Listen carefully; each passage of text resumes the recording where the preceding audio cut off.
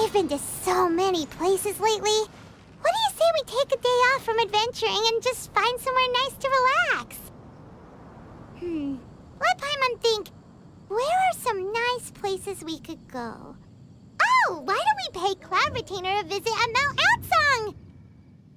It's been a while since we last saw that illuminated bird. She's always the one popping up out of nowhere and scaring us half to death. So let's surprise her this time.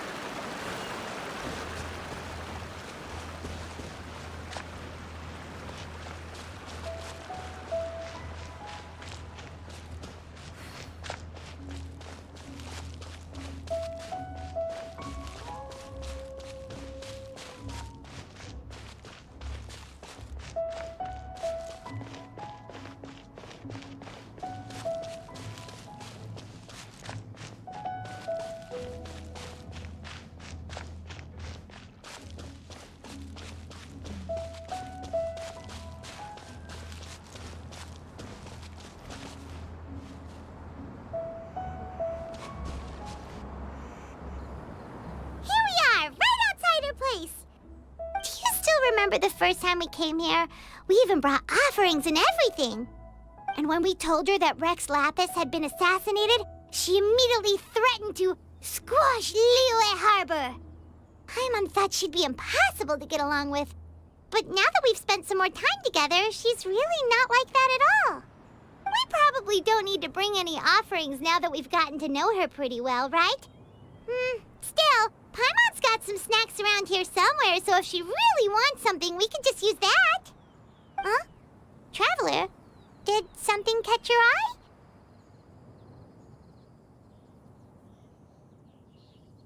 Whoa, what a pretty lady. Is she also here to visit Cloud Retainer?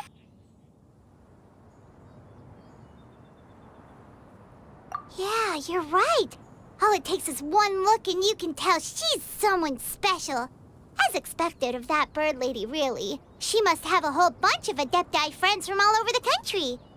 Okay, but if we're both friends of Cloud Retainer, then we're basically friends by association, right? Want to go up to her and say hello?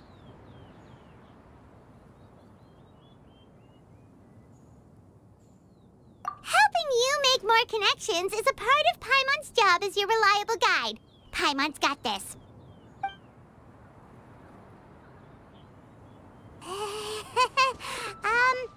Hello?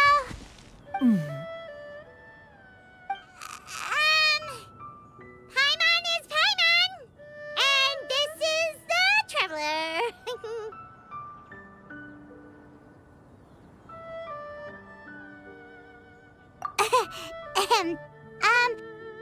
Paimon doesn't think we've met, but we're also friends of Cloud Retainer. May we have the pleasure of learning your name, Madam Adeptus? You two... What is this tomfoolery? Has this shift in form so clouded your eyes that you no longer recognize one anymore? Wait, you're... Huh? You're the illuminated bird? But you look... human! How did that happen? Oh, donning human form is scarcely any test of one's abilities. As for your confusion, one merely had no reason to indulge such inclinations before. So, you're indulging now because? Well, one has made plans to pay a visit to some disciples at Liyue Harbor.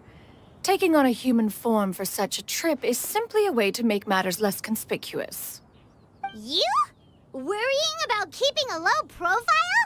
You're the one who likes to pop up out of nowhere all over the place. In fact, Paimon can think of several examples. Like last year, when you suddenly appeared on the top of a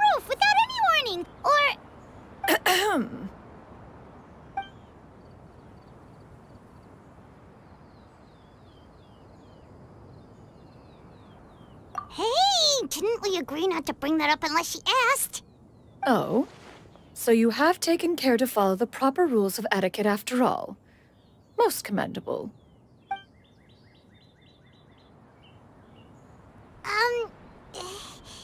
Well, this is all Paimon's got. You don't mind, right? One has never found oneself lacking in basic comforts. On the contrary, it is the gesture that one values above all else. So long as you've shown proper respect and consideration, the quantity or quality of the gift is but a trivial matter. That kinda makes Paimon feel a little guilty for trying to keep them for herself. Anyway, where were we before you reminded Paimon about the gifts? Ah, right. So by disciples, you must mean Ganyu and Shenhe. It's also been a while since we last saw them. Maybe we can come too.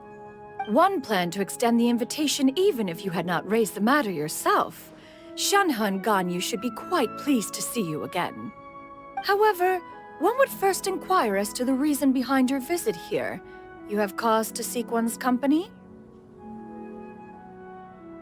Yeah, we just found ourselves missing you and wanted to see how you were doing. We were hoping you'd tell us one of your stories. Who knew we'd run into your human form while we were at it? Is that so? If there are no urgent matters at hand, then let us make haste for Liyue Harbor. Ganyu is likely still working at Yue High Pavilion, so that shall be our first stop. Sounds great! Then let's all go to Liyue Harbor!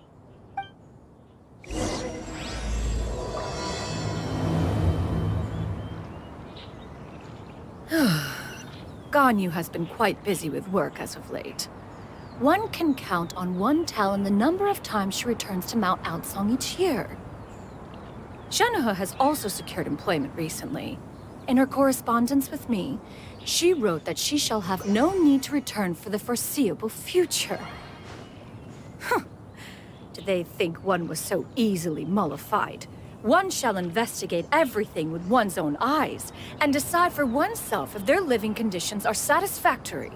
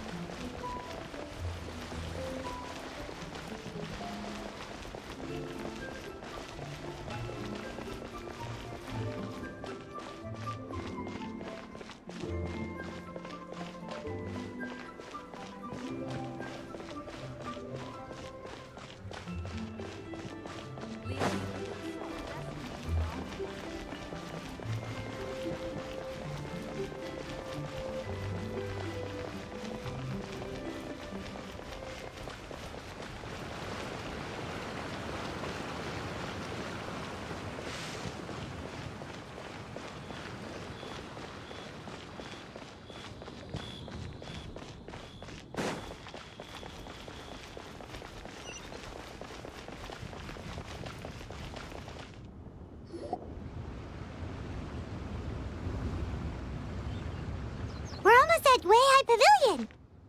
Hey, do you think Ganyu will be shocked to see Cloud Retainer like this? Guess we have no idea if Shenhe and Ganyu have ever seen her in this form before. Wait, where did she go?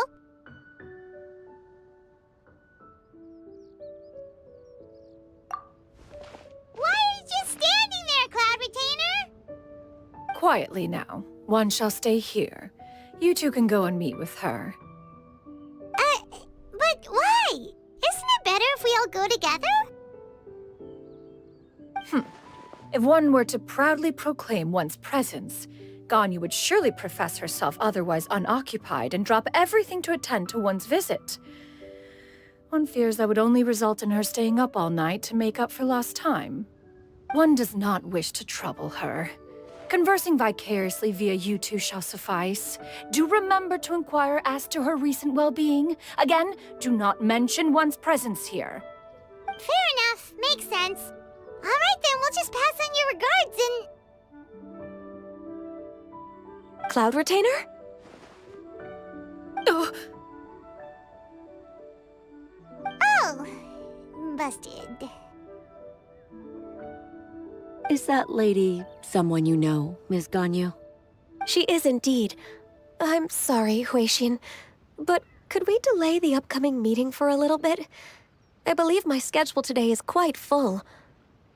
Although, perhaps I could move some work to later in the evening. Oh, not to worry, Miss Ganyu. I'll make the necessary arrangements right away. Thank you, Huixin.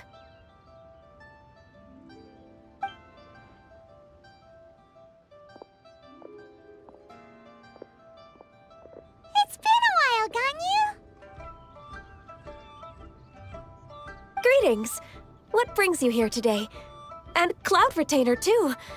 It's been quite some time since I last saw you in this form. you are quite mistaken. One is not acquainted with this Cloud Retainer of whom you speak. One is simply a mere mortal passerby. Huh? Seems she's not buying it. That was but a simple test. One did not expect you to be able to recognize one so easily, especially after so many years of only seeing one's other form.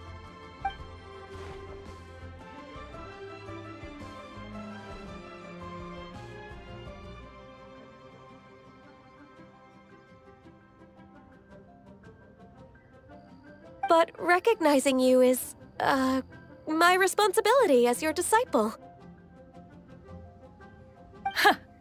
An apt observation. One was simply passing by while attending to some important business. One thought it would only be fitting to pay you a visit while in the area. Wait, Paimon wasn't aware of any important... Cloud Retainer's right!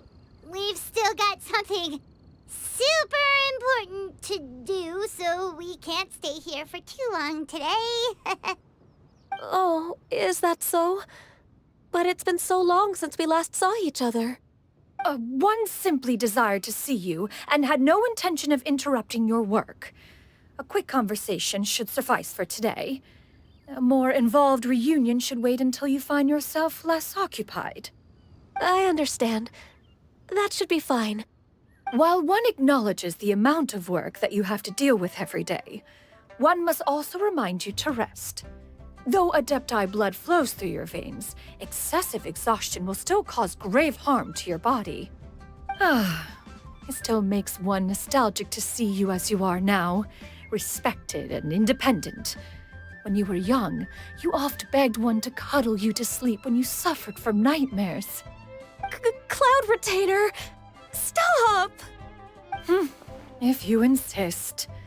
We are running short on time regardless, so one will refrain from going into each and every story. Why don't you continue your conversation? One shall simply stand by and listen. Wow, you've been to so many new places since the last time we spoke. If you ever need anything, please just come find me at Liyue Pavilion. Also, forgive me for my presumptuousness, Cloud Retainer, but if you plan to continue appearing in this form, don't you think it'd be helpful to adopt a human name? A human name? Huh. You raise a valid point. Considering the sheer extent of one's renown, Cloud Retainer is surely too recognizable as a name. You really think so? Not that you're not famous or anything, but that famous? You presume to know the extent of one's illustrious achievements. One would hardly think such a thing to be possible. Nevertheless, Ganyu's advice cannot be ignored. From this point on, when in public occasions, be sure to refer to one as Xianyun. Xianyun? I assume that's a reference to the full record of Pristine Pavilion. An adeptus of years past would rise with the clouds and rest with the moon. They were enlightened and wise, free and unfettered. The writer referenced Master's name to describe her carefree and spontaneous nature. Oh, that sounds super cool! Paimon feels like only the most powerful of Adepti could rise with the clouds and rest with the moon. Actually, those lines were originally written to describe Cloud Retainer herself. Huh? Wait, so you're really that powerful? And what of it? Did you truly take one to be nothing more than a bird of bigger than average size? Not exactly.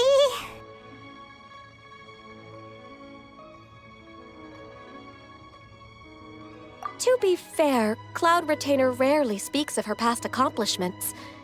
The tales of her past can only be found in ancient texts. It is said that once, a long, long time ago, there was a severe drought in Liyue. Left with no choice, many people left their homes, while others spent day and night praying to the Adepti. Although I did not live through such tragedy, simply reading about it is enough to gain a visceral understanding of all the pain and desperation during that time. On top of the drought, a noxious gas also began to spread through the land. If not for Cloud Retainer's efforts, much of Liyue would be nothing more than a barren wasteland today. The books had this to say about what happened. Upon arrival, the Adeptus borrowed the wind to retain the clouds. Immediately, the clouds gathered together, and abundant rain burst forth from the heavens. Drought and plague were both driven away, and the people were saved. Wow, that's incredible! Mortal records add embellishments to dramatize past events. One did merely what one ought, and even if one had not interceded, the other Adepti would surely have stepped in to help. Even so, you stopped an entire drought! Can you really control the weather like the book said? Oh, Paimon suddenly has a lot more respect for you.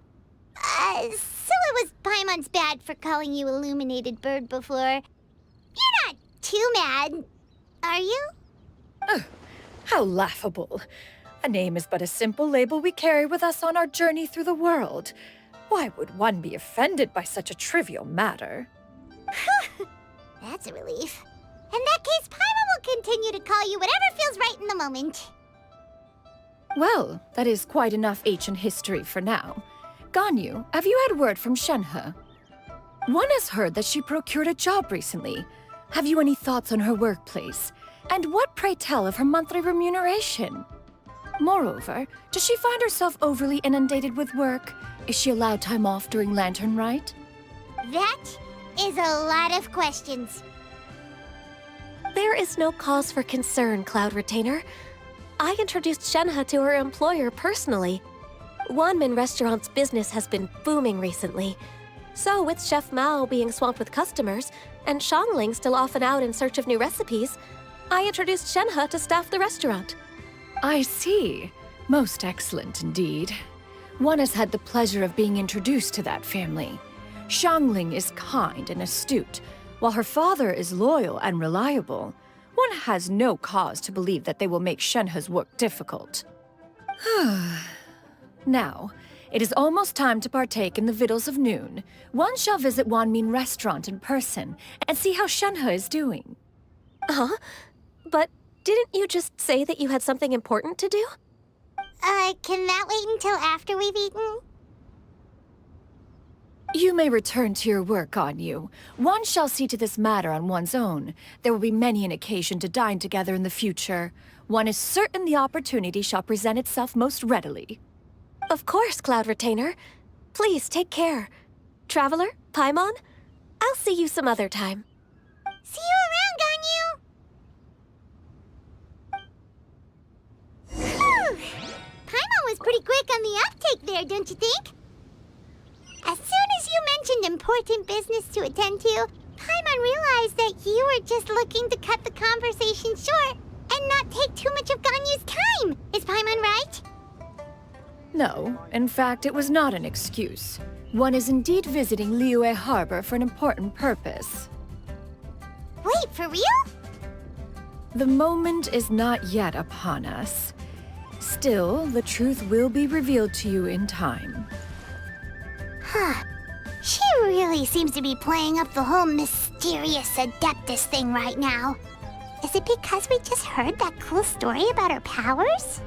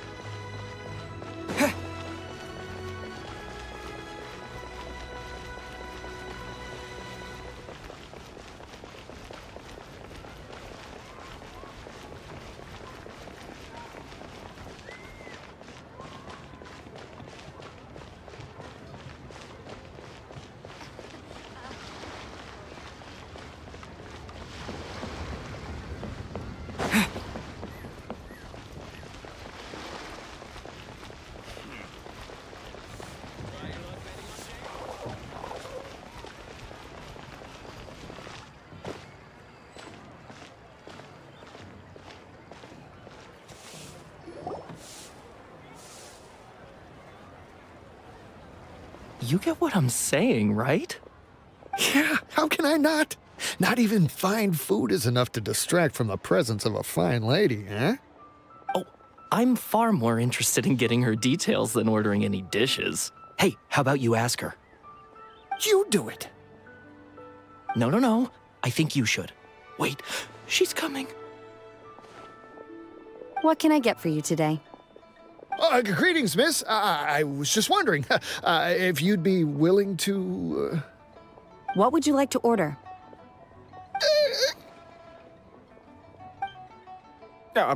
2 servings of mora meat to go. Good chat. Bye.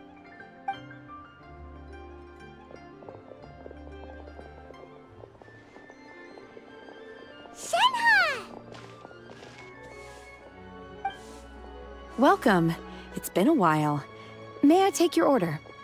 Don't welcome us as guests and greet us as old friends in the same line. It's weird.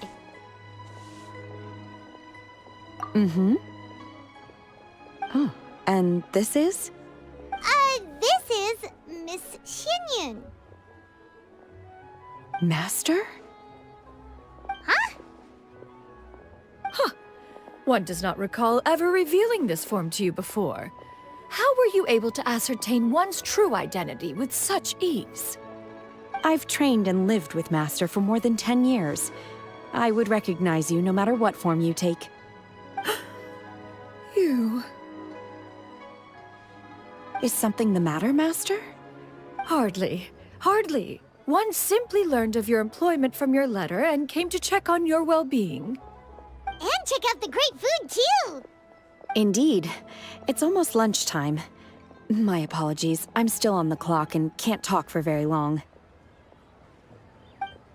Well, if it isn't the traveler in Paimon, are you here for Shenhe? The lunch rush isn't in yet, Shenhe. So I've got things covered for now. Go ahead, sit down and enjoy some time with your friends. I'll let you know if things pick up. Thank you, Chef Mao. Woohoo!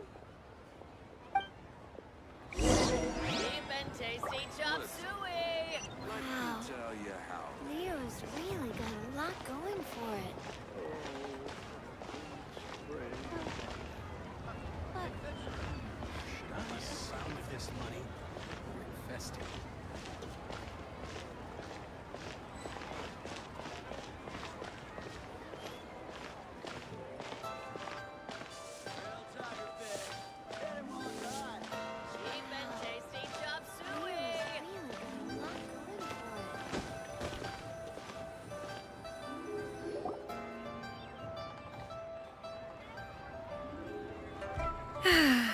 It is just as one expected.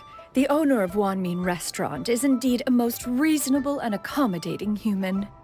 Still, the work here entails dealing with quite a varied group of people. Has this been difficult for you, Shenhe? It's been manageable so far. I sometimes run into strange people, but I have figured out a way to deal with them.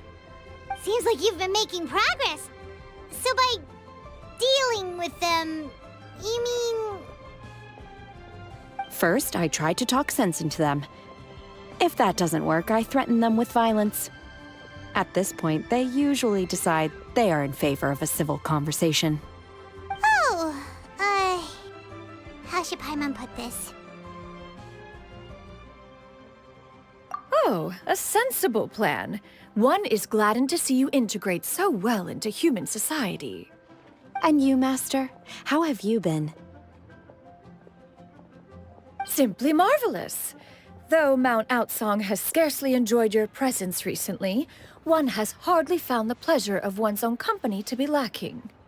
I see. Just as expected of Master.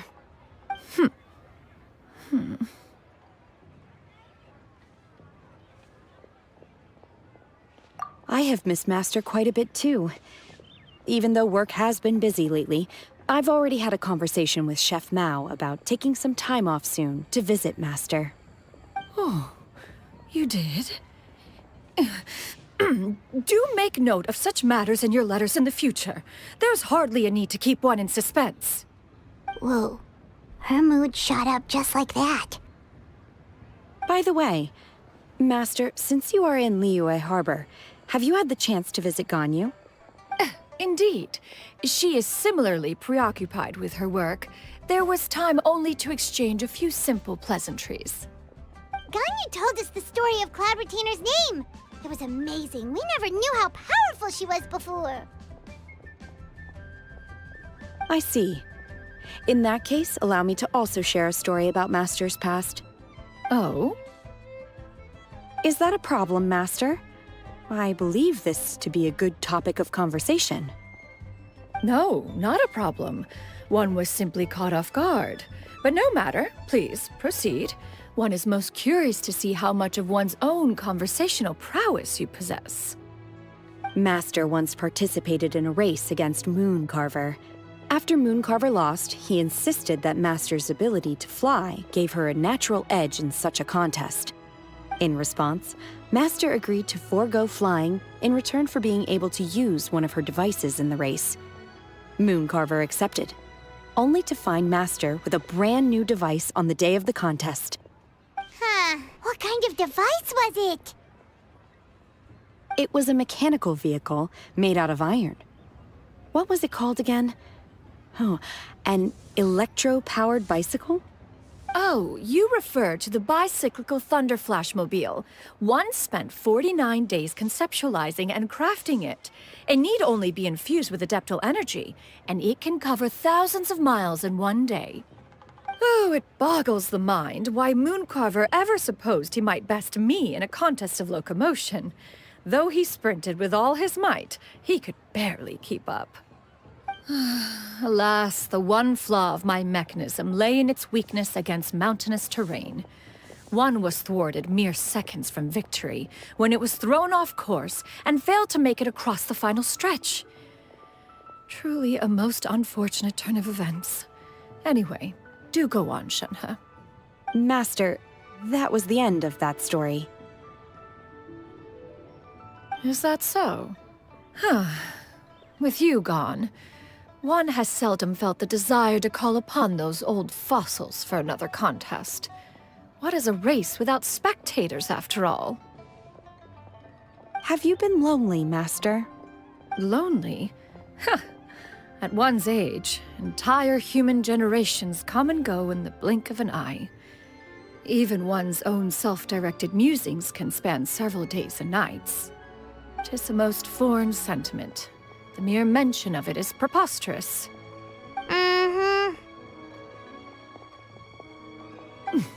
What is the reason for that look upon your face? It's nothing.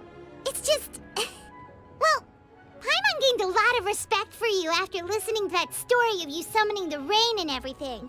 But all it took was a few words out of your mouth and it's like you're back to being that illuminated bird again. I was just a little bit confused. Which one of the two is the real Cloud Retainer? To me, they are both, Master.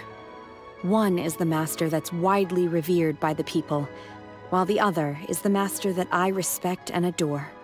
Huh. One finds oneself exalted yet again with sweet words of praise and flattery of a most extravagant nature. You chose to exalt one with your words, yet you refuse to grace Mount Aocang with your presence for any extended period of time. One would almost question the sincerity of your estimations. This is not to say that your words paint an inaccurate picture. One has always lived by a single ideal. Eschew all action and abide by no rule. One does as one pleases and speaks as one pleases. Others may critique or praise as they see fit, yet one places little weight in such judgments. She got like, what, 2 sentences of flattery from her disciple, and it's as if her ego is about to burst. Do you have any empty tables?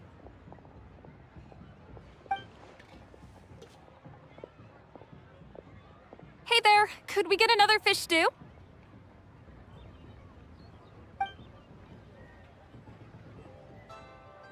I'm hearing more guests come in. I should get back to work. All right, good luck with the lunchtime rush, Shenhe. I'll try my best.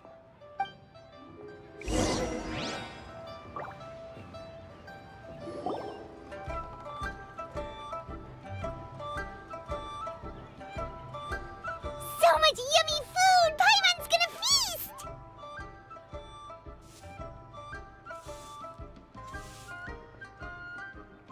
One is fond of all kinds of delicacies and delights in a multitude of flavors. The dishes here demonstrate no shortage of culinary skill. Their unique flavor profile has left one more than satisfied. In fact, one has been struck by quite the fit of inspiration. One has already begun to conceptualize the next generation of supreme cuisine machines. Everything's so tasty! A bit too hot at times, but still super tasty. I'm sorry, miss, but our tables are full. Shall we try somewhere else, Granny? But it smells so delightful. Can we really not eat here? My poor legs can't go on for much longer. Well, you could always check with some of the other guests and see if anyone's happy to share a table. Okay, I'll ask around.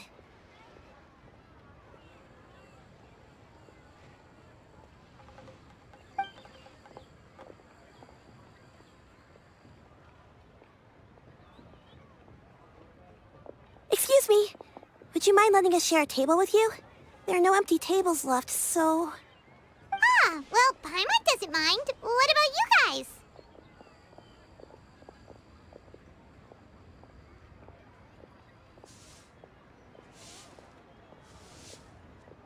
Great! Thanks so much. My name is Xianyun, and this is my granny, Yuendai. Granny? Yep. Is there something wrong with that? No, Paimon's just a bit surprised. She looks so young. Yeah, a lot of people compliment Granny on her youthful looks, but she's actually much older than she appears.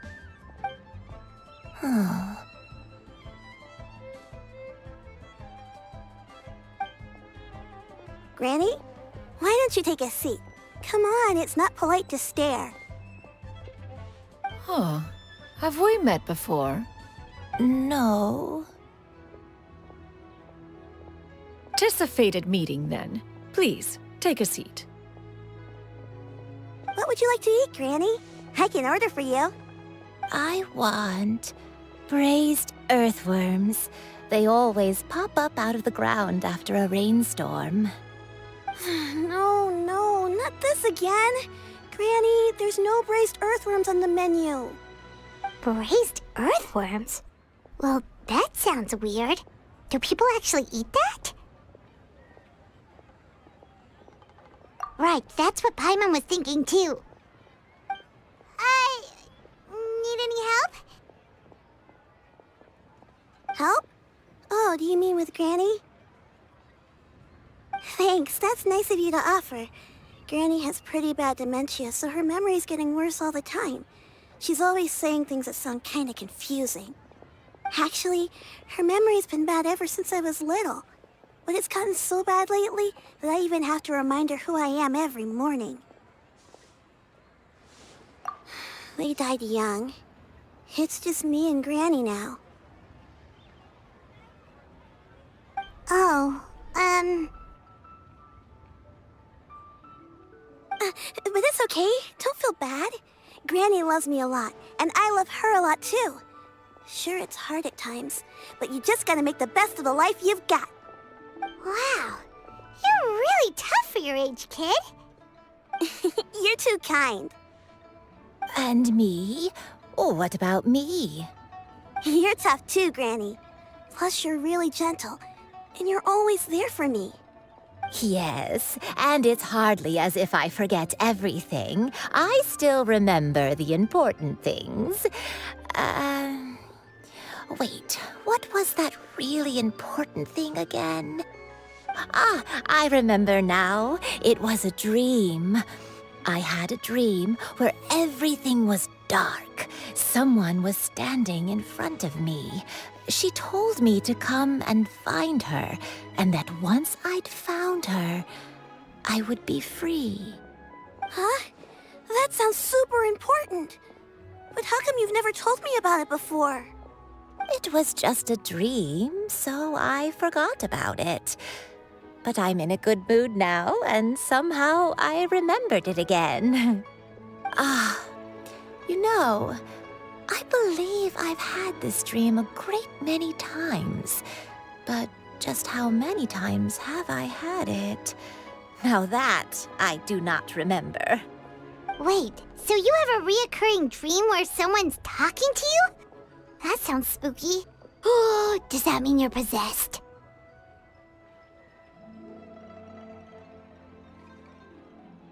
Unlikely. Her eyes are clear and her breathing remains calm and level. One sees no signs of possession.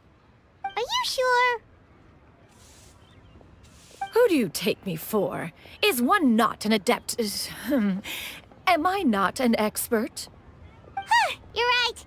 Paimon almost forgot you're the expert. In that case, do you still remember what the person in your dreams looked like, Granny? Not anymore. Although, I have a sense that she looked rather like me. But not as I am now. My younger self. A younger version of Granny? This is just getting weirder and weirder. What is going on here? As one said, fate must have brought us together. You may leave this situation to me. Are you sure? So, what are your names? Paimon's Paimon. Just Xianyun is fine. Thank you all so much for offering to help. But first, I'm sorry for asking, but, how do you want us to pay you back? Oh, we don't need any payment for this.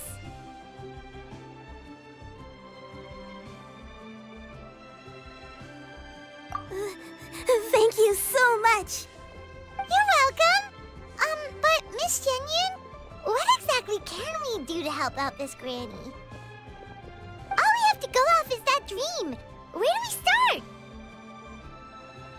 That is elementary. Since her dreams portray her younger self, then we shall retrace the steps of her youth. Once we have revisited those places, her memories will likely return. Sounds like a plan. So, Granny, do you remember which places you went to when you were young? Why, of course I do. The heavens above, the earth below, the wispy clouds, and the emerald mountain streams. Okay, taking that as a no. I might have an idea. Once, when I was really little, my dad told me that Granny used to be a martial artist heroine who saved loads of people from a disaster.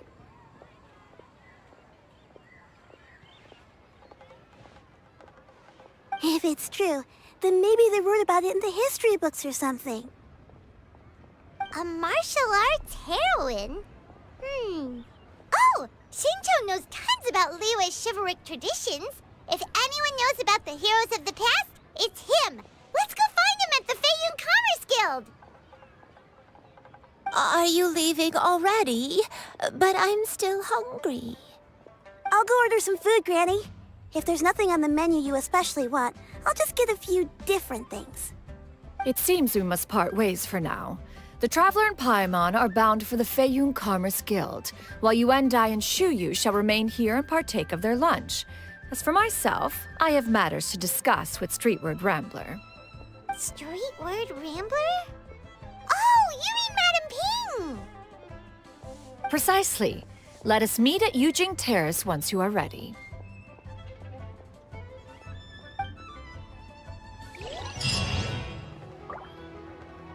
Always wanted to try this place. The food is unbelievable. Eat to your heart's content. Today is my treat.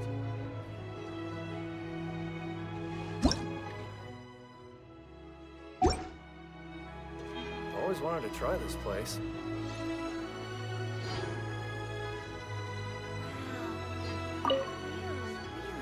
Where are you going, Granny? Don't you like the food? Fresh milk. I need to buy you some fresh milk. Milk? Why? You need to drink milk before eating, or the spicy food will make you cry. Hush, little one. Don't cry. Granny, you're forgetting things again. I'm not a little baby anymore. I can eat spicy food now. Even the super spicy dishes, like their fish stew. I can eat 2 whole bowls, no problem. Wonderful. How wonderful. My darling granddaughter is all grown up.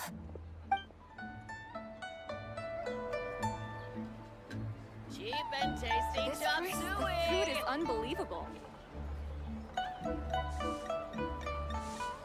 Everyone, Everyone, please, eat to your heart's content. Today is my treat.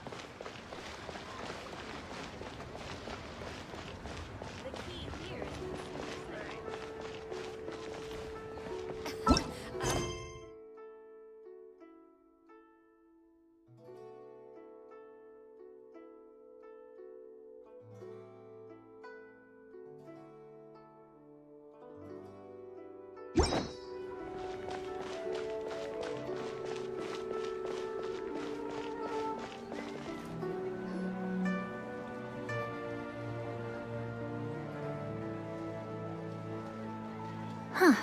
It's you two. What brings you here?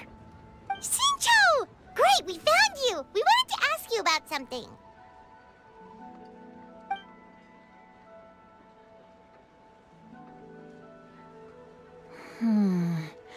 That's not a whole lot of information to go off of.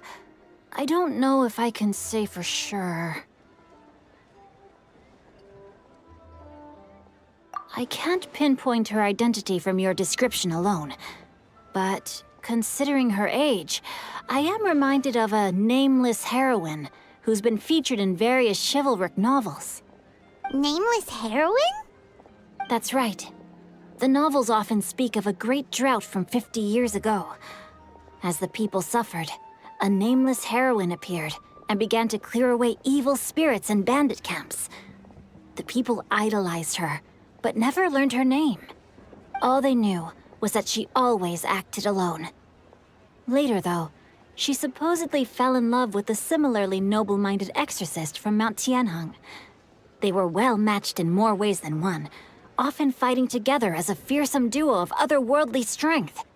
After the drought ended, the heroine and the exorcist left the public eye and began living a reclusive life in the mountains. All that remained were tales of her incredible accomplishments. The way this nameless heroine faded from fame into obscurity later in life is not too dissimilar from Miss Yuendai. I hope that's somewhat helpful. Thanks a lot, Xingqiu. We knew it'd be worth talking to you. It's nothing at all. Just something I came across while reading. I did do a bit of extra research on her story, but it was just out of personal curiosity. Well, Paimon still thinks that's super cool.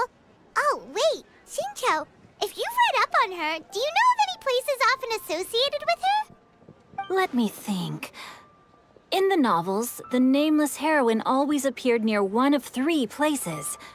Wangshu Inn, the area just north of Jueyun Karst, and Qingyun Peak. Perhaps the real-life heroine who inspired the character was also often seen near those 3 places. That would explain why those locations appear in the various novels written about her.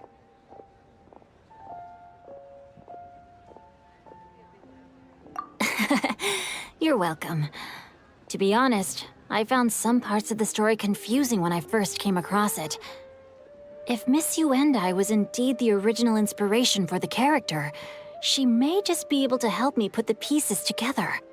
It's rare for a chivalric hero to fade into obscurity during their lifetime, even after retiring from the public eye. But no one ever saw or heard from the nameless heroine again. There were even rumors that she became extremely ill. I've never understood why someone would go to such lengths to erase themselves from public memory. It's almost as if she was trying to hide from something. There's probably far more to the story than what's been written. We'll be sure to tell you if we manage to uncover the truth. That's a deal. Perhaps, behind the truth of it all, there lies a story more fantastical than any work of fiction. Paimon feels like we just learned so much from Xingqiu. A drought, a nameless heroine, a life of seclusion.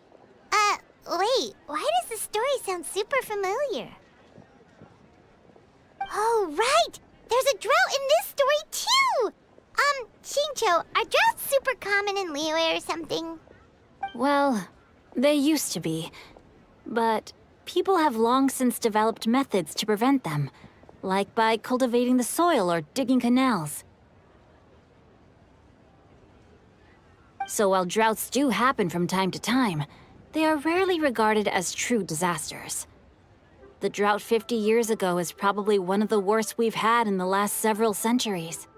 The crops withered, the streams ran dry, and the monsters in the mountains became rabid and agitated. Countless caravans were attacked, and people who lost their homes came together to form bandit groups. What started as a natural disaster soon became a human tragedy as well.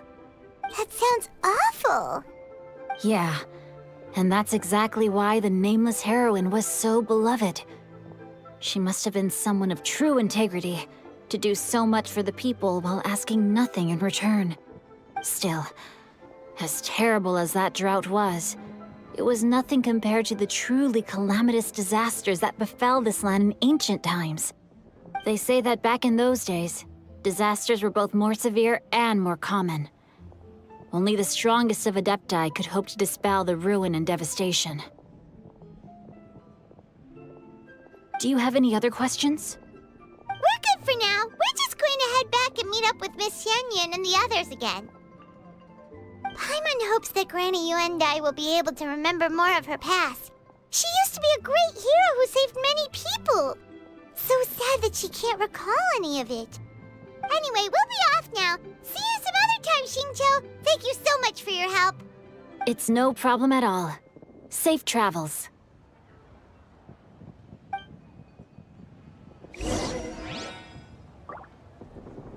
I wonder if she can see the kites here from Jinsa village. Time erases everything. Even the greatest of heroes will have their legacy reduced to the small fraction of their deeds that were committed to paper. But I think the magic of chivalric novels lies in the way you can catch glimpses of a noble soul from a few mere paragraphs.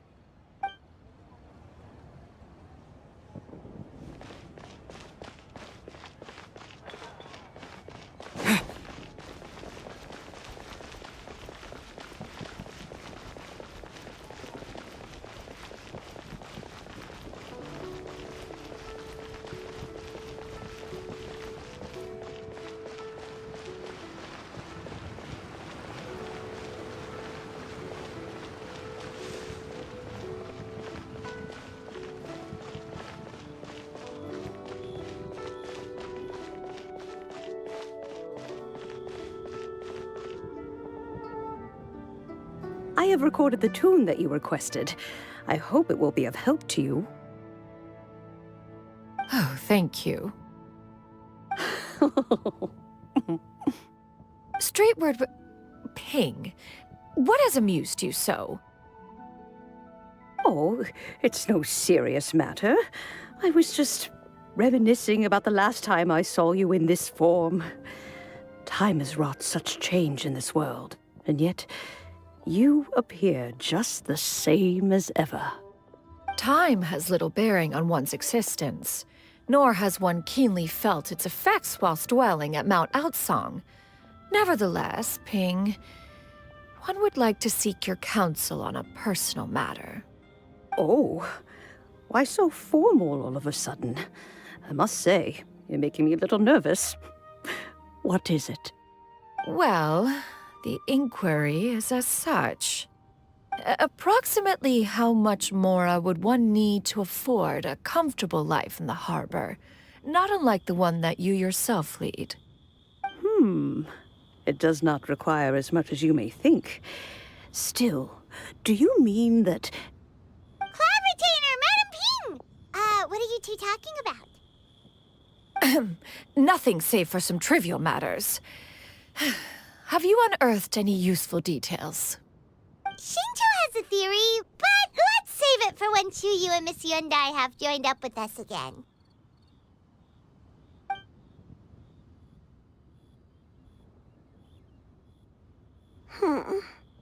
Do not be troubled, young lady. Here, have some tea. Thank you so much. What do you think, Chuyu? Does it match up with what you know of your granny? According to the story, the nameless heroine eventually fell in love with an exorcist from Mount Tianheng. Maybe that's my grandpa. I don't have many memories of him, but there was this one time I found a box in our attic full of a bunch of weird sigils.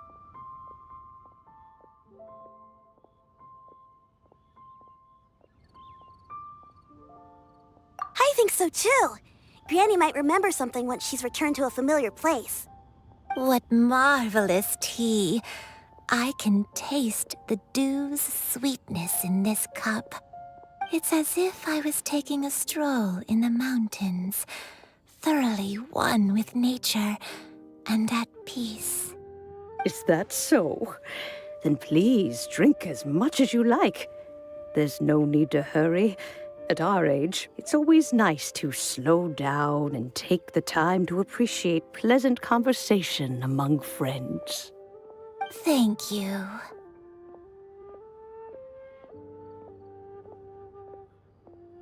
Okay, since we have the time, can I ask you something? Sure thing. What would you like to know? I have a secret I want to tell you. Let's go talk over there.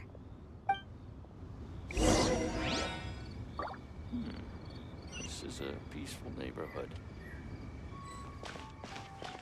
You can taste the sweetness of the dew? It's just a feeling.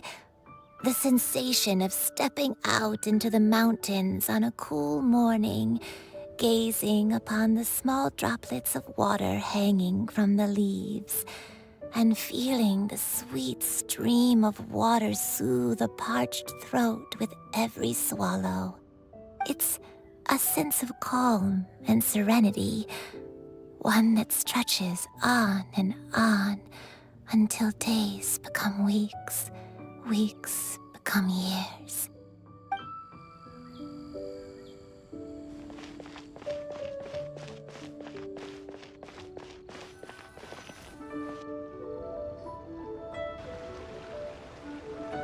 What's wrong, Xianyun? Well, I've been kind of meaning to ask ever since we started talking in the restaurant, but are you guys all adepti in disguise? Oh! About that. Well, you guys just seem super special. Plus, I think I might have heard Miss Xianyun call herself an adeptus. Ah, must have been a slip of the tongue. Xianyun, since you were the one who, misspoke, maybe you can explain to Xianyun here what you really meant by that. One is indeed an adeptus. Is that of some concern to you? Huh?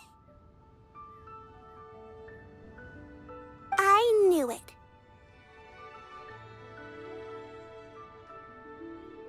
Well, one time when I was a little kid, I saw a pure white illuminated crane. I had this super high fever, and Granny wasn't around. I was feeling all icky and gross. But then this snowy white crane flew down from the sky.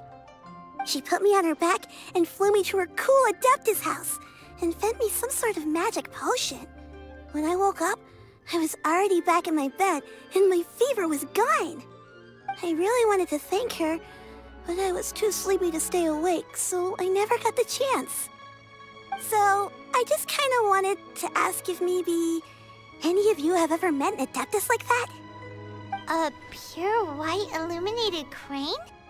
The only two we've ever met are blue and white and black and brown. Have you ever met one that's pure white, Clavertina?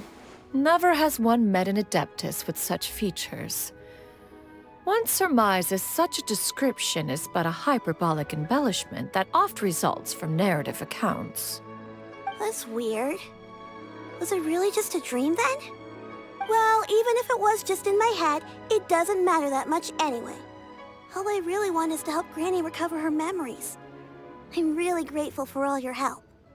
Leave it to us! Now that we know the 3 locations, we just need to visit them one by one. Let's go to Wangshu Inn first! Okay, I'll go get Granny.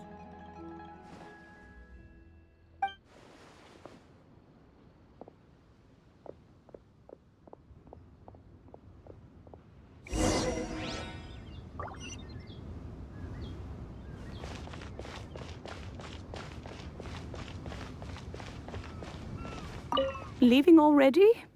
Well, just remember that you can come over for a cup of tea anytime. This is a peaceful neighborhood.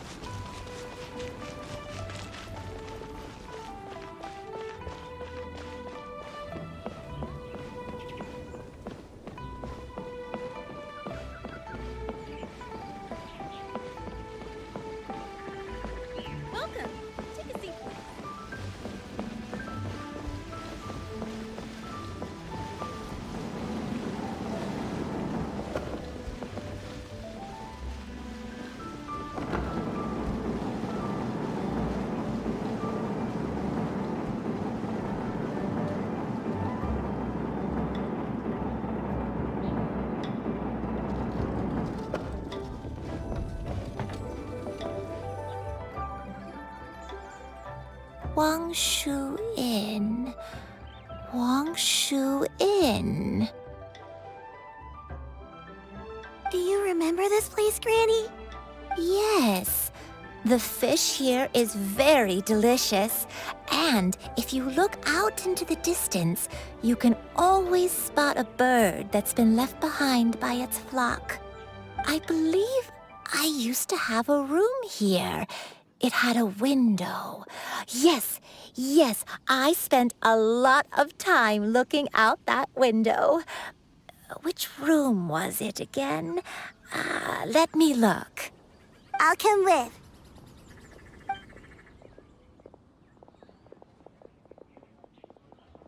Paimon's still having some trouble understanding what she's talking about, but if she's so familiar with this place, that must mean she lived here, right? Wait, huh? Whoa! Shao! What are you doing here all of a sudden? You scared the living daylights out of Paimon! I sensed a non-human presence and decided to come take a look. If you're here, then there's likely no trouble afoot. I suppose there's no cause for concern. It's been a while, Cloud Retainer. I see you have returned to your previous form. I have indeed. I fought alongside her in this form on many occasions during the Archon War. Oh, wow! What was she like during the war? Oh, wait, let Paimon take a guess. Was it anything like this? Behold, the glory of one's newest invention, the Bang Bang Continuous Fire Mechanism. Hands up and surrender, or be prepared to face the full might of the Adepti. An impressive imitation. Paimon knows her all too well. Even so, Cloud Retainer was not always as ostentatious as you describe. You may be unaware, but her talent with Adepti sigils is just as formidable as her skill in mechanics. The Archon War reached its peak after Guizhong's death. The Cloud Retainer who fought beside me in those devastating battles was taciturn and solemn, only speaking when she had to activate her sigils. A Cloud Retainer who barely talks? Paimon can't picture it. But what happened after that? If you were so powerful in your human form, why did you decide to take up your bird form again? Once one had bid farewell to the world of mortals, what use would one still have for such a shape? When dwelling between mountain and forest, away from the struggles and troubles of the mortal world, a mortal form is hardly the most fitting of choices. After the war, Cloud Retainer retired to Mount Aocang, only revealing herself to the occasional visitor, and always in her avian form. Although I do believe there was an occasion some 30-odd years ago when she decided to don her human form. I believe it was for the purpose of... One believes there is little need to relive bygone matters. Granny, are you okay? Back then, at this place, Perhaps this conversation should end here. I shall take my leave now. Should you encounter any trouble, you need only call my name. However, given that you are traveling with Cloud Retainer, I trust you are in good hands. Everyone! I think Granny is finally beginning to remember her past. Slowly now, calm your mind and recount what has been recalled. A long time ago, I stayed here to recuperate from my illness. Huh. So what Shinto said was true! You did fall ill! Was that why you went into hiding? I don't remember. I'm very sorry, but I can't even remember the name of my illness. The only thing I can remember is that it took a great toll on me, and there was no cure for it. I was confined to my room in Wangshu Inn, where I spent many days unconscious. I'd come to every once in a while and stare at the migrating birds outside the window. It was a solemn sight. I remember crying, but I'm not even sure I knew why. One day, I met a traveling merchant. Upon hearing of my illness, he sold me a bottle of soul-revitalizing tea pills. He told me that the pills were concocted using adepti blood and could be used to alleviate my symptoms. Sure enough, I made a full recovery. My illness remained dormant for several decades after that.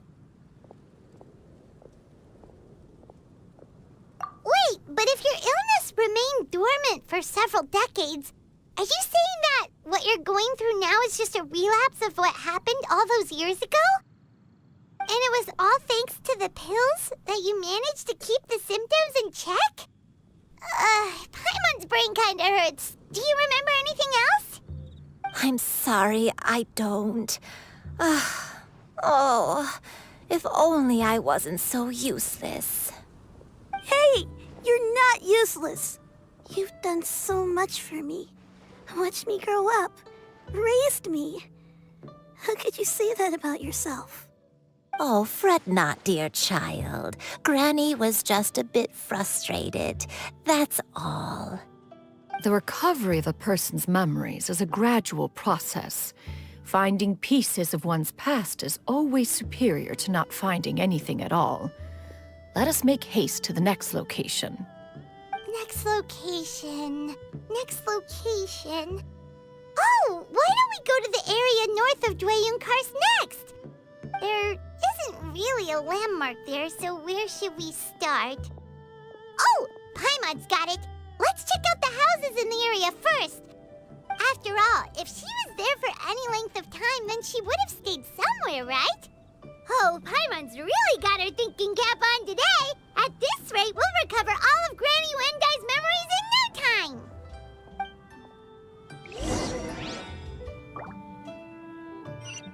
Could it be true? What I've heard?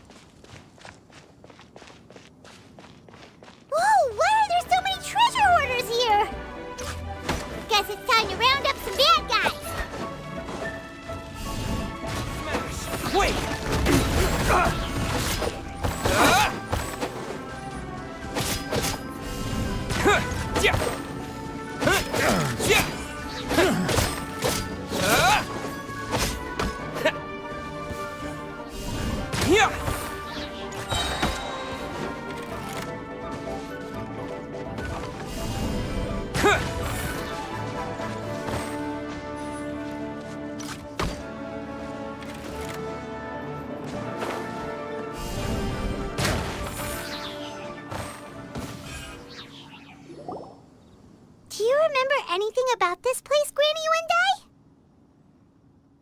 Let me think.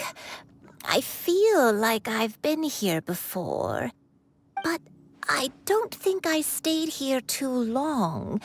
I might have just rested here briefly before continuing on my way. Got it. That's okay. There are still plenty of other places we can check. Wait a second. If I remember correctly, I believe I brought... Ah, yes. I brought some sweet snacks with me. Go on, take some. You need to eat a lot if you want to grow big and strong. Oh, thank you. Then Paimon will help herself.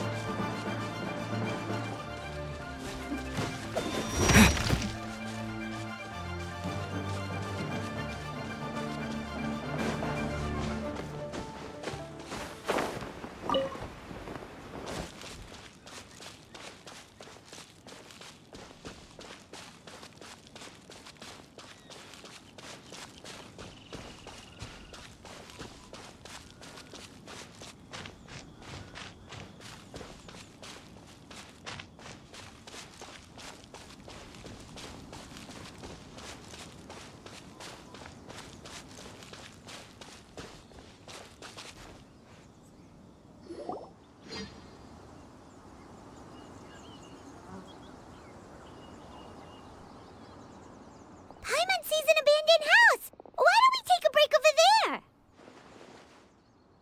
This place... it's...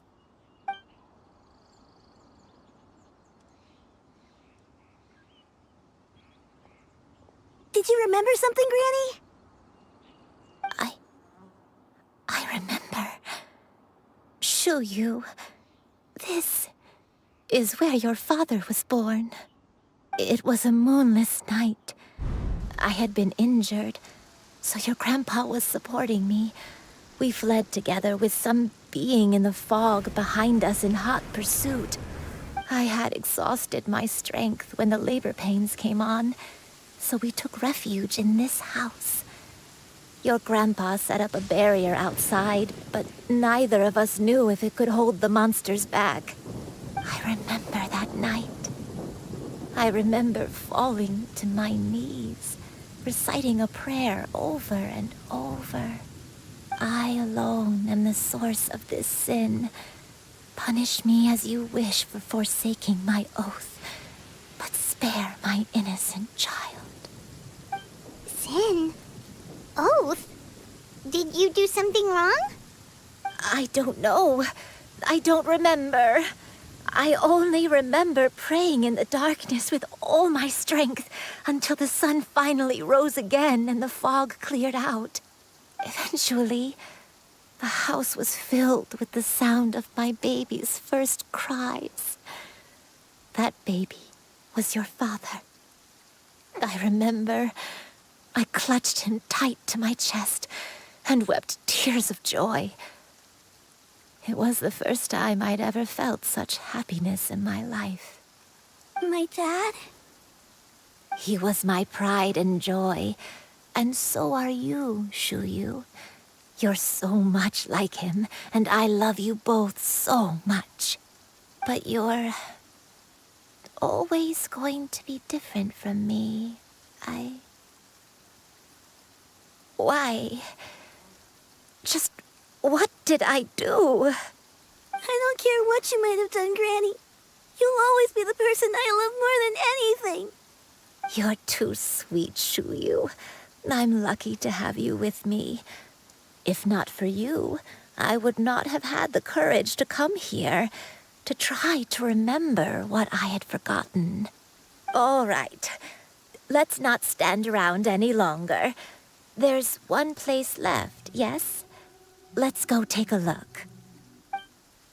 If one recalls correctly, the next place should be Xianyun Peak. Yuandai, how fares your health? I may be a bit slow, but I'll do my best to keep up.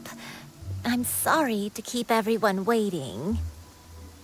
Climb on. I shall carry you to the top. Oh, such lightness of weight. All those who grow old grow frail in the end, do they not? First, you lose your memory, then your health. Eventually, you end up losing everything. My only wish is to depart this world with a lucid mind, to free myself of this torment and the burden it places upon others. Fret not. You have my aid in this endeavor.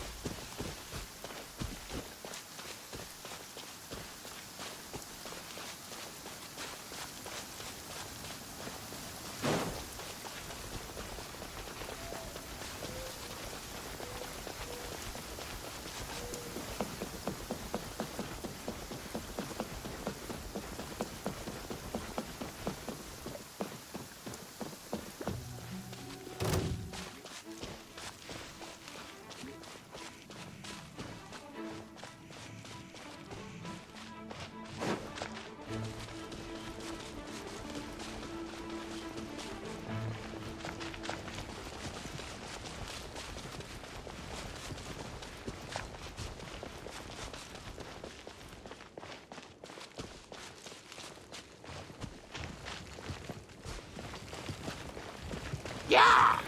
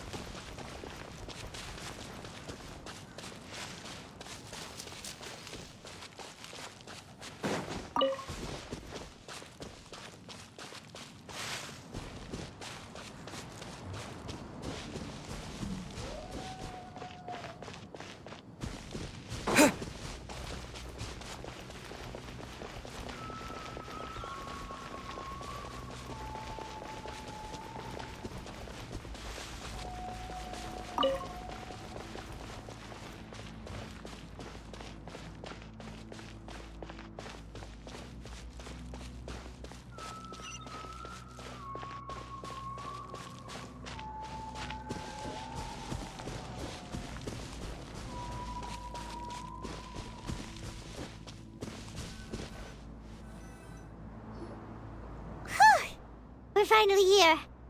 Does this place feel familiar to you, Granny One Day? Let me see.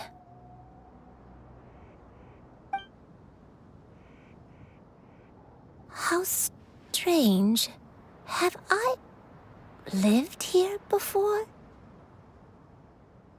When we were at Wangshu Inn and the abandoned house earlier, though I couldn't remember everything, I still felt a sense of familiarity. I could easily picture myself in those places. But here, I don't have that feeling. Perhaps I did come here in the past, but it just didn't leave a strong impression on me. But did the stories get it wrong then?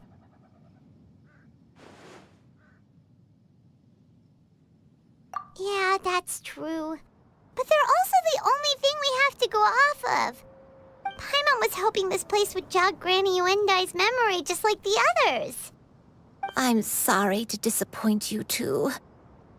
It's all right. We're not going to give up yet. We'll figure something else out. Just you wait. Thank you. If only I could remember.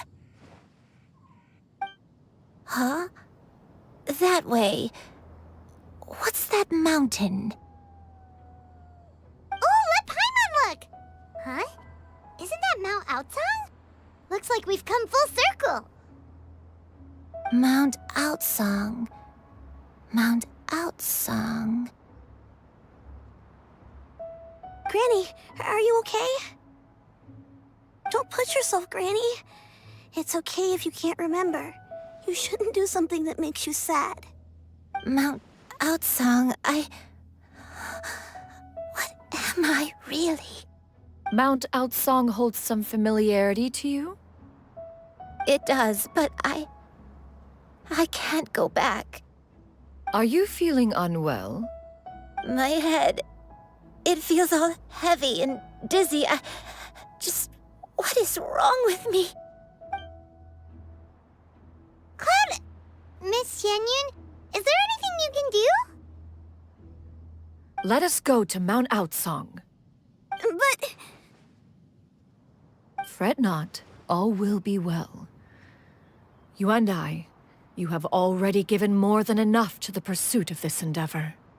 You may leave the rest to me. I've prepared something that can aid you in suppressing the fear in your heart and restoring your lost memories. It currently resides at Mount Aocang. Wait, really? When did you do that? I never leave anything to chance. All will reveal itself when we arrive.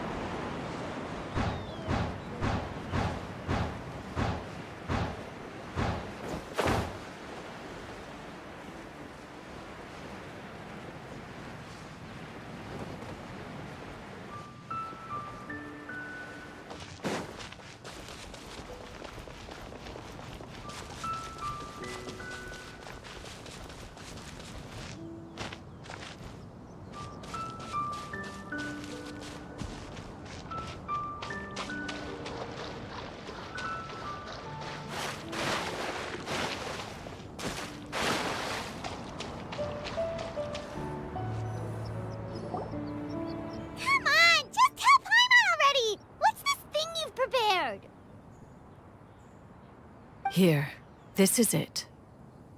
Huh? But isn't this the mechanism that you were tinkering with when we first got here? Oh, is it another invention of yours? Precisely. A recent one at that. I am most pleased with the result. I call it the Suspensus Somnium mechanism. It periodically releases a soft breeze, which when paired with a gentle adeptal tune, can help the listener subconsciously relax and even enter a semi-hypnotic state. Soothing agitation and anxiety, relieving exhaustion and insomnia, its potential uses are numerous indeed. And of course, it can also aid in the recovery of lost memories. Whoa, what a cool gadget! But if you had it all along, why did you keep it to yourself until just now? We could have come to Mount Aocang right off the bat and saved Paimon a lot of floating! How preposterous. Had you and I not recalled much of her past through her own efforts, the device would have nothing to draw upon. We Adepti can only help those who first resolve to help themselves. Had she lacked such determination and strength of character, one would have little to offer in way of assistance. Paimon thinks she gets it now. Hey, what's that other thing? As previously mentioned, a gentle adeptal tune is required to take full advantage of the mechanism. One secured such a tune from Streetward Rambler. Only with her melodies can the mechanism reach its peak power. Whoa, Paimon can feel what you mean. Paimon's body feels light as a feather. It's as if she's lying down on a warm patch of grass after a super satisfying meal. And you and I, is the mechanism helping you to relax? It appears she has already succumbed to the depths of reverie. Come, join one on this side. We shall give her some time to herself.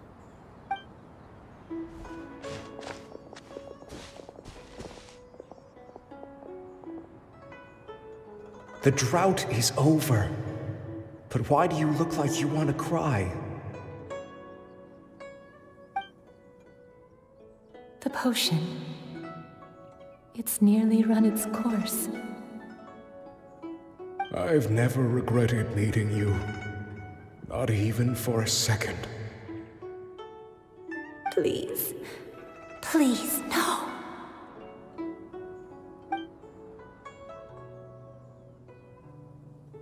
Have you forgotten? This is the world you left behind. One of gentle breeze and morning dew, perfectly straddled betwixt the realms of heaven and earth. This is your home. This is where you belong. You should have never left. The you of the past, the me from not that long ago. We should have never.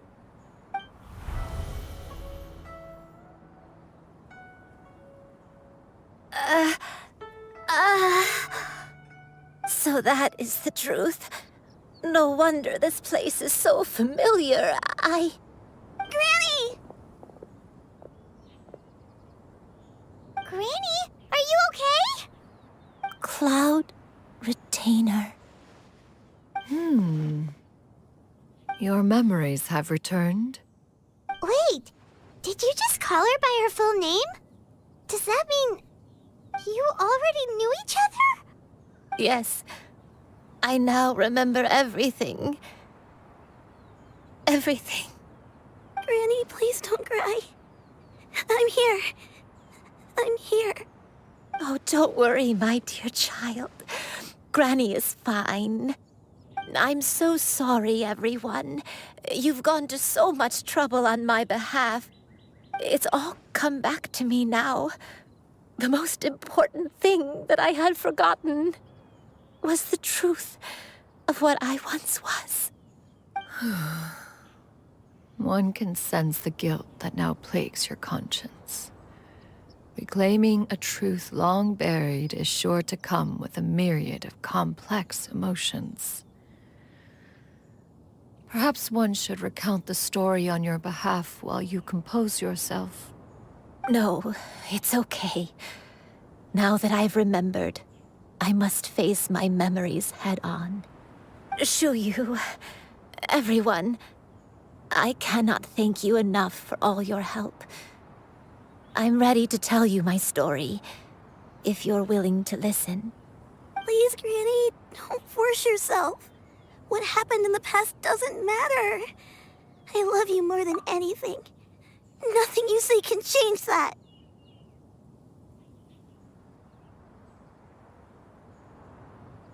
I know, dear child. My feelings for you are exactly the same. It is for this reason that you deserve to know the truth. Some time ago, I made a terrible mistake.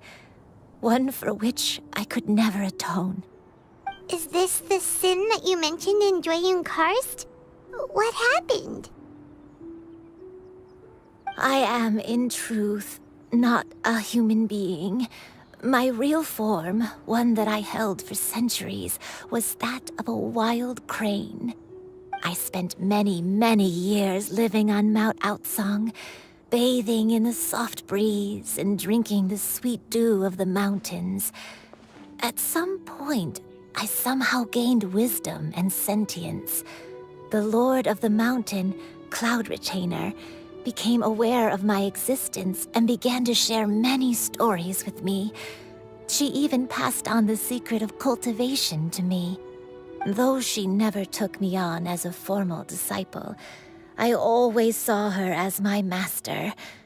Whenever she took out her tools to work on mechanisms or new inventions, I would also stand next to her and watch.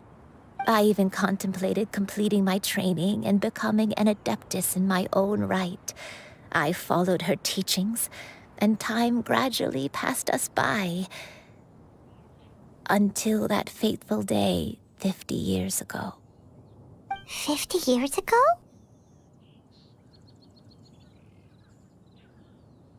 That's right.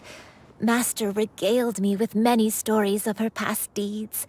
From them, I learned how she had saved people from a similar crisis in the past. She was the one I looked up to the most. More than anything, I dreamt of becoming an adeptus like her. I wanted to travel the land like she had, relieving suffering wherever I went. But I was still far from being a real adeptus. I possessed no ability to take on human form and fit in with the crowd. Once she learned of my desires, Master prepared a special dose of human mimicry potion for me. She warned me that the potion's effects would only last 10 years, and if I were to fail to return to my original form at the end of that time, I would forever forget my past as a crane and become something neither human, beast, nor adeptus. Oh no. So that was the source of your dementia all along. Was it because of Grandpa? Indeed, I fell in love. Though he was human, he had spent his entire life training on Mount Tianheng. When we met, it was not only my first foray into the world below, but his as well. Although clumsy and impulsive as he was, you'd think he was the real strange bird among the two of us. But still, just like me, he cared deeply about the world and wanted, more than anything, to cleanse it of all pain and suffering. I could not help but fall for him. But my time continued to tick away. Those 10 years passed by in a flash. Yet I did not want to leave his side, so I... Oh no. What happened next? I committed an offense. I wanted to stay with him, even if it meant living a life full of pain and suffering, even if it meant that I would eventually turn into a monstrosity. I knew I had betrayed Master's hopes, but I was too ashamed to face her. So I wrote her a long letter instead and asked someone to leave it outside her abode. I was convinced that she would not support my decision, and I lacked the courage to speak to her face to face. In my shame, I fled and tried to hide from the world, such that no one would be able to find me again.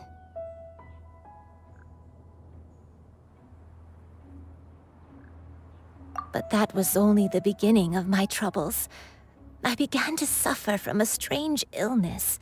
My memories became hazy and confused, and I could no longer keep myself awake. I understood that my pain was caused by my refusal to return to the life I was fated to lead. Along with my memories as a crane, I soon forgot the true cause of my suffering as well. I knew only that I had committed a sin. All I could do was pray for forgiveness, even if I had long forgotten what needed to be forgiven. Looking back, I was beyond lucky to have come across that traveling merchant at Wangshu Inn. It was such a fortunate coincidence that we were there at the same time.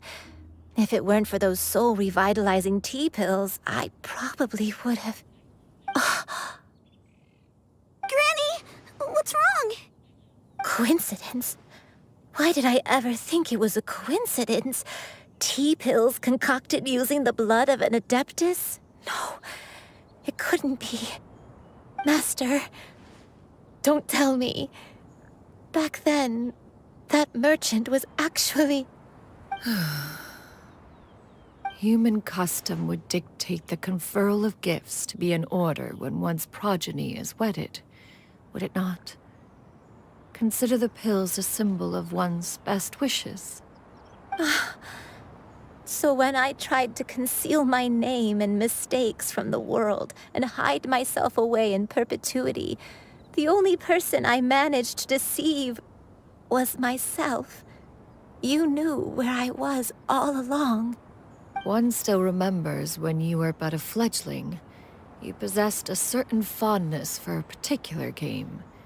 You would hide yourself among a group of wild cranes and ask one to pick you out from among the flock. One found you with such ease every time. 'Tis a truth most evident. One always recognizes one's own, no matter what form they may take. Wait! Paimon's confused! So, Cloud Retainer, you found Yuendai again? But how? When? And what happened after that? Perhaps it is now time for one to recount the rest of the tale.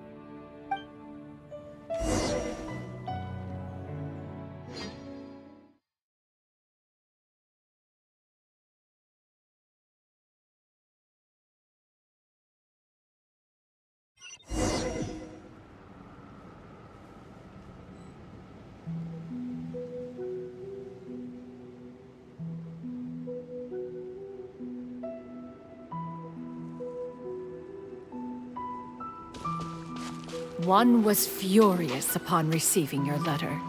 Seized with anger, one set out to bring you to your senses.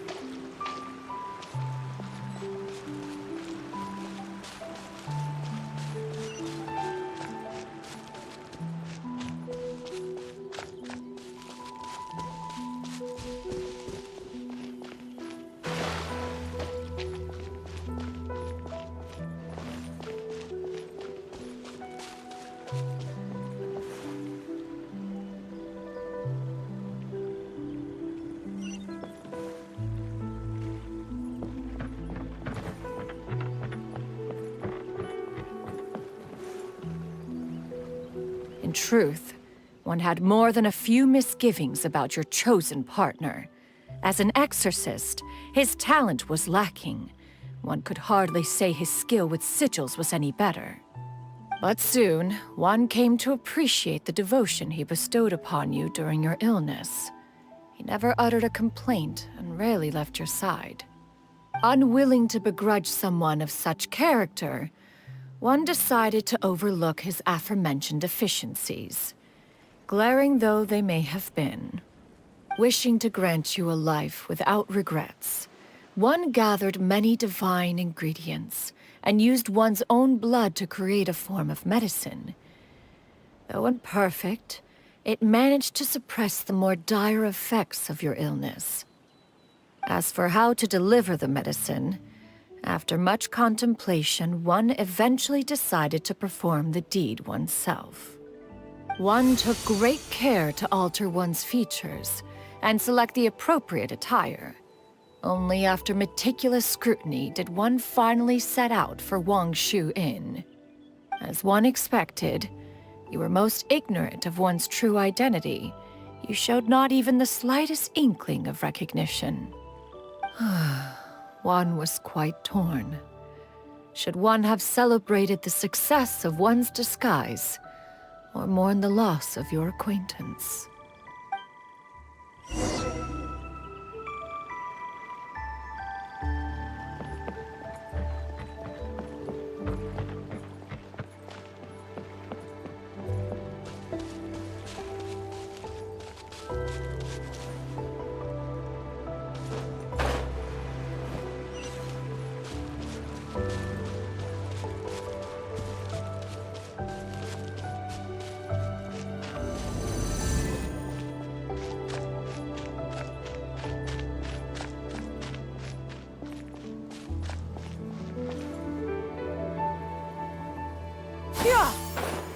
Nevertheless, one would speak to you about another matter, if you are amenable. Even considering your loss of memory, one was simply flabbergasted that you could so easily forget the consequences of consuming medicine infused with adeptal blood.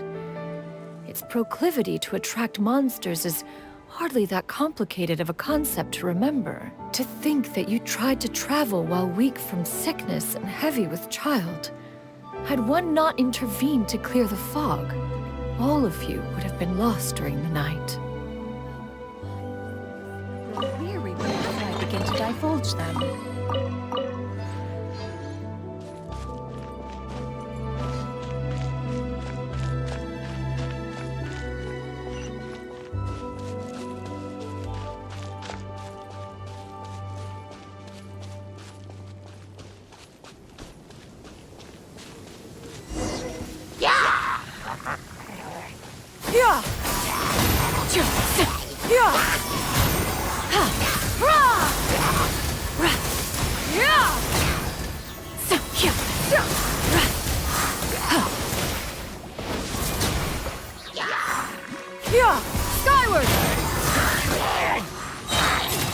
clouds converge!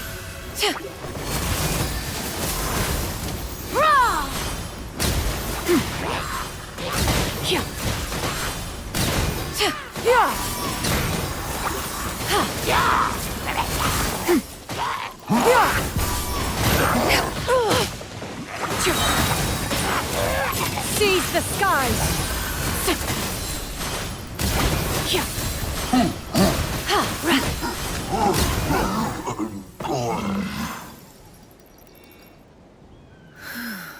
Those monsters would hardly have pursued you with such ferocity without sufficient incentive. They were likely incited by the presence of godly remains. Said godly remains, in turn, were likely drawn to the trace of one scent on your body. One was, after all, an active participant in the Archon War. Some of the gods were likely shattered by contraptions of one's very making. In the end, one was relieved to see you endure through the night. At the break of dawn, one heard an infant's cry pierce through the air, and one saw you carefully cradle the child to your chest. Although certain mortal matters remain foreign to me, one could not help but be moved by your joy. To see you happy, that was more than enough.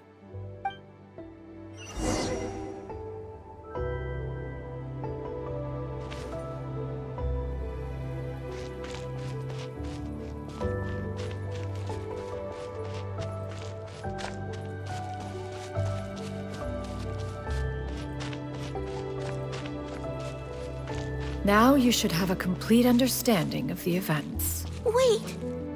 But if that's true, then the crane who took care of me when I was sick must also be... Ah, one had almost neglected to recount the absurdities of that tale.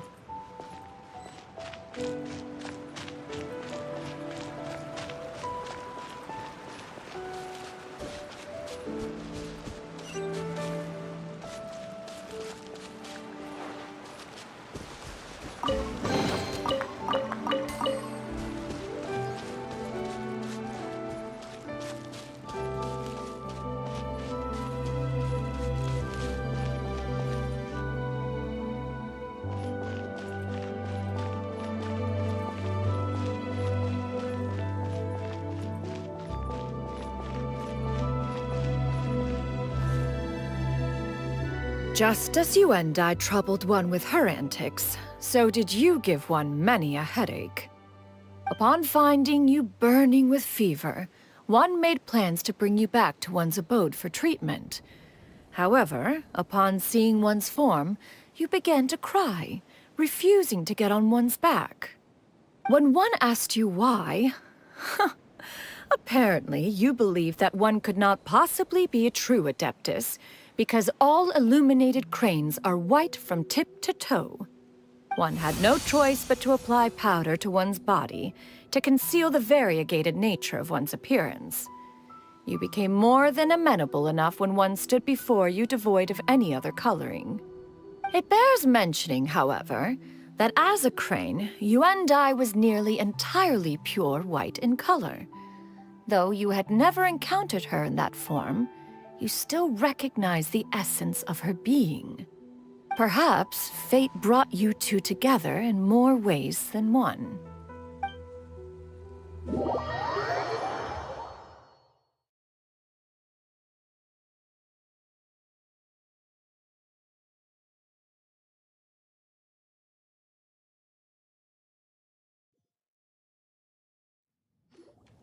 Now all has been revealed. One owes you an apology, Yuendai. One recognized you upon your very entrance into Wanmin Restaurant. One has always viewed you as a disciple of equal standing with Ganyu and Shenhe. Indeed, one wished to bring your story to a satisfactory end with this visit to Liyue Harbor. Still, one could not reveal your identity right away. Had one simply informed you of all you had lost, all those cherished memories would merely have become the fictionalized account of another. Memories are most meaningful when recalled by those who lived through them. Would you not agree? Even if the process was painful and arduous to experience. Have you any further inquiries? Master, I must ask, if you found me all those years ago, why did you leave me be, even though you knew about my mistake? Why did you not bring me back to Mount Aocang by force? One has never regarded your action as a mistake. It was a simple choice, nothing more.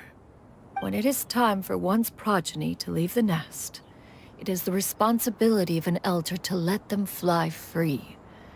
Yet, when your wings grow weary and the night grows dark, just know that you always have a place to which to return. 'Tis a refuge referred to by many a name in mortal writing. Home, nest, haven. Whatever its denomination may be, its essence remains quite unchanged. One speaks, of course, of a place not unlike one's own abode. One's disciples are free to come and go as they wish, yet the door remains forever open to those who wish to return. One rather hopes you count yourself among them. Thank you. Thank you so much. You and I. One expects you too have sensed the rapid deterioration of your condition as of late. Have you not? 40 years ago, you chose a path without a future. Though one used one's own blood to provide you with a few decades of extra time, it merely delayed the inevitable. One may have extended the path, yet one was unable to alter its final destination. Even the power of an adeptus has its limits. Had your condition continued to deteriorate, you would have forgotten your life as a human entirely. In the end, you would have turned into a creature lacking in the ability to even comprehend its own monstrousness. Fortunately, you were able to avoid that scenario by reclaiming your memories. Though one sped the process along by providing some guidance, the result is entirely a reflection of your own effort. So, what's gonna happen to Granny? One will help her reclaim her original form as a wild crane. If it be fated, she may recover her sentience one day. She's gotta go back to being a regular crane, huh? Master, you've already done more than enough for me. I don't know how I could possibly repay your kindness. This is a better result than I could have ever hoped for. How much time do I have left? Not long. The transformation is imminent. Granny? Please don't leave, okay? You're all I have left. Please. Don't be sad, dear child. Granny has led a wonderful life. My only regret is having to leave you behind. Don't forget to eat well, okay? A growing young lady like yourself needs lots of good food to grow big and strong. Promise Granny you'll take good care of yourself when I'm gone. I promise, Granny. I'll do whatever you say. Good girl. Good girl. Don't worry. It's not goodbye forever. Granny's gonna become the most formidable crane in all of Mount Aocang. Granny will train day and night. I won't stop until I can turn into a human without having to rely on anything but my own power. When that day comes, we'll be able to live together again. You and I. How's that sound? Good. That's a good girl.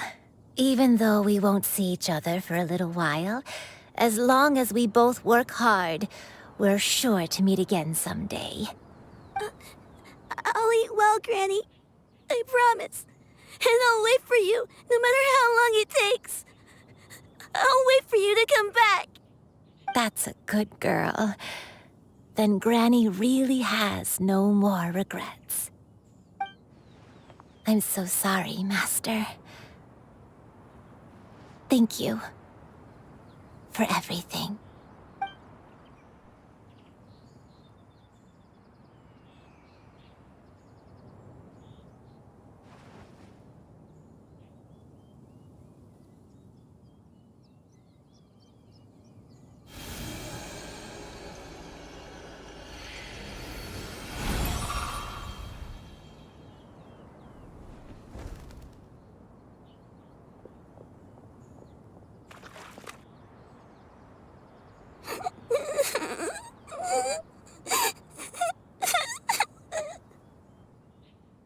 Liyue. Let her be. At her age, crying is a natural, if not fitting, response to such an event.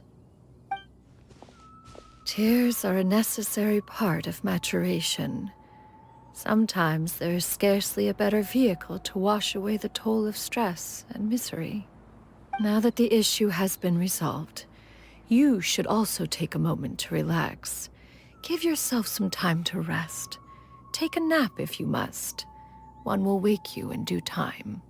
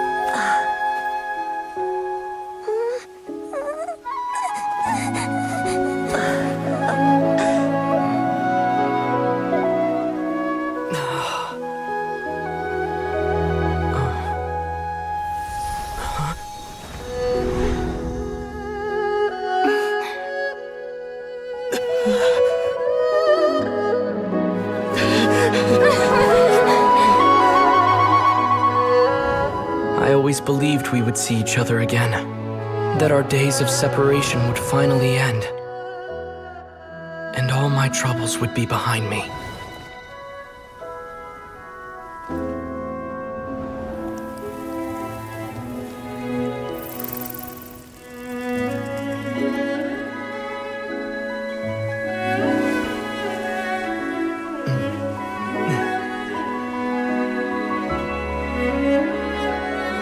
If only things could stay this way forever.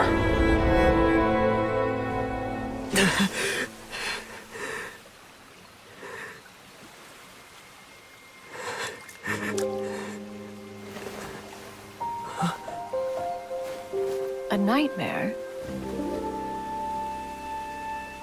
Curious. If you're relaxed, shouldn't your dreams be pleasant? It was a good dream. It's just... You weren't ready to wake up.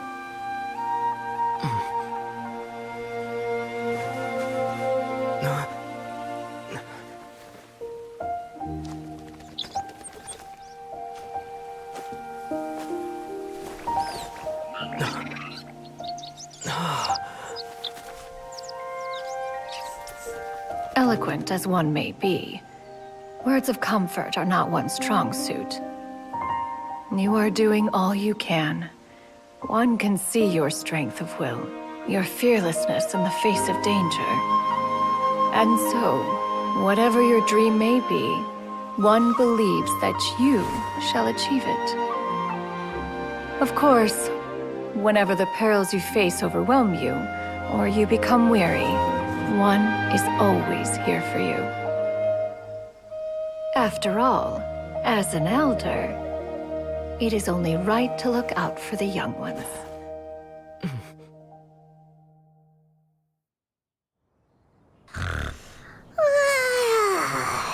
Grilled chicken drumsticks. Huh?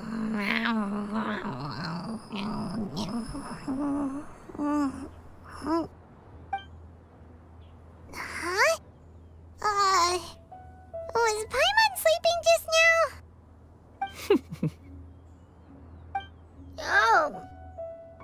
Oh, Paimon wasn't talking to you. Paimon had a dream about eating grilled chicken drumsticks, that's all. Madam Adeptus? Oh, Xianyun, you're awake. How do you feel? I feel a little better. Thanks. I know I'll see Granny again someday, so I don't feel so sad anymore. Madam Adeptus, could I ask you something? Would you take me in as a disciple? Oh, and have you reasons for this sudden interest? I know Granny thought what she did back then was wrong. She felt really bad about it. But without that mistake, I would have never been born. Even though Granny lost her memories, she never forgot to show me how much she loved me.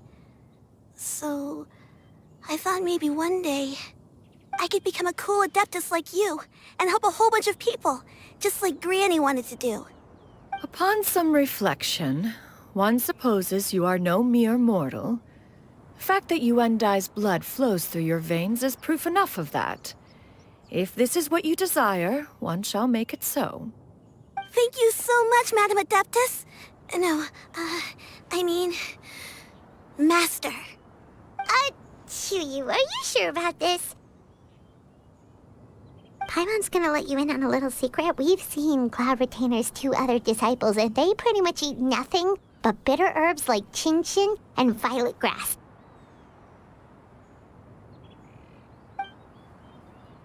If you join them, you'll never enjoy Wanmin Restaurant's delicious cooking ever again. How utterly preposterous. One has never enforced such a rule. Every individual must find their own path to enlightenment. So long as one retains a pureness of spirit, one's dietary proclivities are quite irrelevant. Well, you say that, but Paimon's not seeing any tasty treats up here now, is she?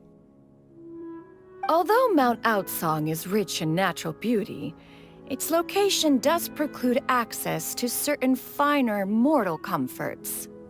That is precisely why one plans to relocate to Liyue Harbor. Xianyun shall have the honor of becoming one's first disciple in the human world. Whoa! You're leaving Mount Aocang? One has never concerned oneself with the location of one's residence. From the very beginning, one has sought only solace and peace. Yet in the end, all of one's disciples ended up in Liyue Harbor. Ganyu, Shenhe, Yuendai. They all chose a life among the mortal world. One has reflected on this fact for many years now.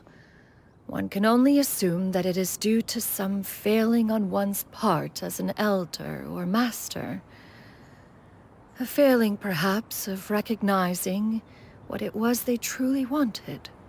One is most curious as to what aspect of Liyue Harbor could have enticed them to remain there.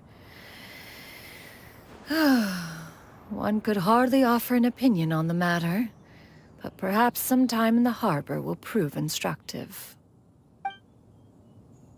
Why are you all so silent? Paimon is, just a bit shocked, that's all.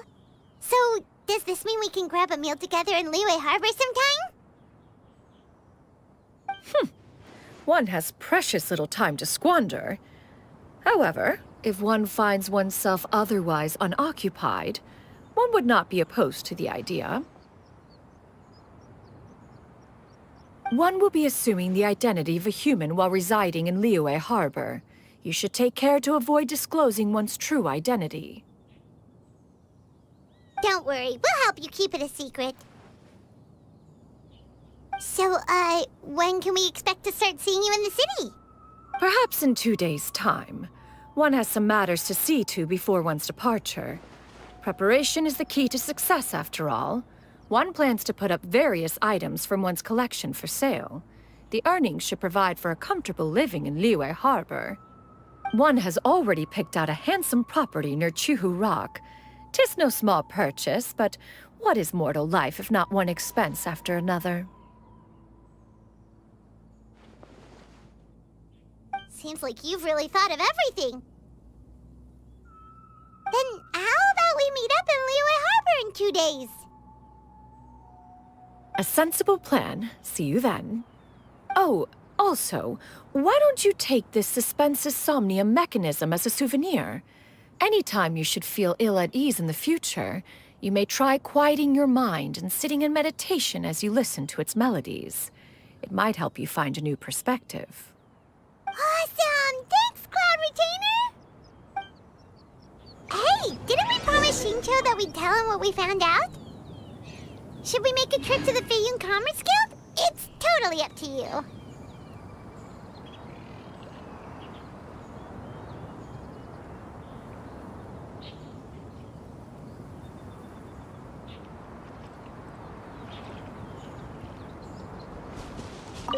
So, about your move to Liyue Harbor, you gonna tell the other Adepti about it? I have left an explanatory note in my abode. Those 2 old fossils will discover it, I am sure, should they come seeking my company. Considering their recent penchant for going off on private escapades, however, I find myself caring little for how they shall receive this news.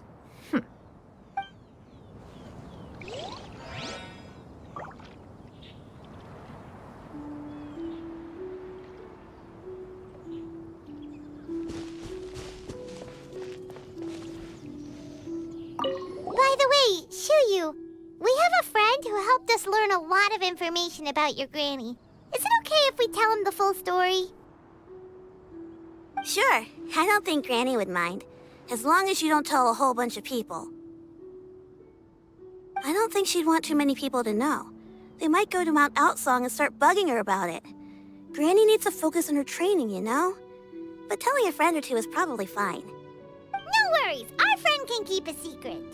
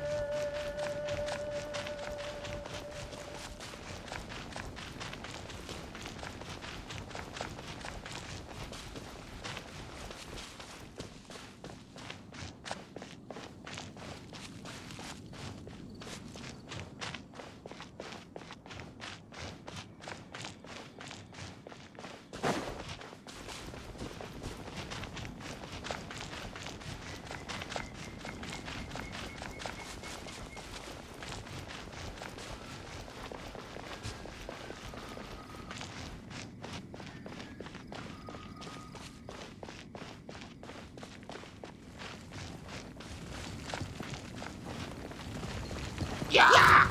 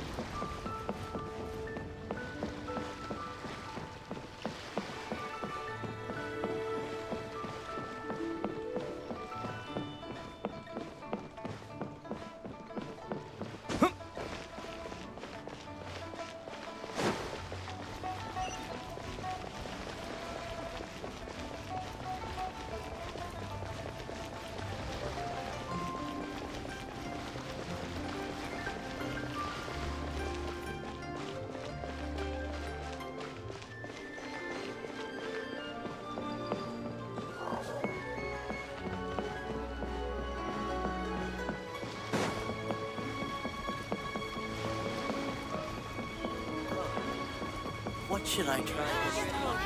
Can't believe. Why not treat yourself to a seasonal gift, scent of spring? Your concerns are excessive and unfounded. This is but a simple collection of ordinary valuables. Such intense scrutiny is hardly necessary. To be quite honest, your insistence on that fact is my primary cause for concern. In what way are any of these ordinary? Every single item here could be worth more than everything I own combined. I simply can't risk shelling out that kind of mora without proper scrutiny.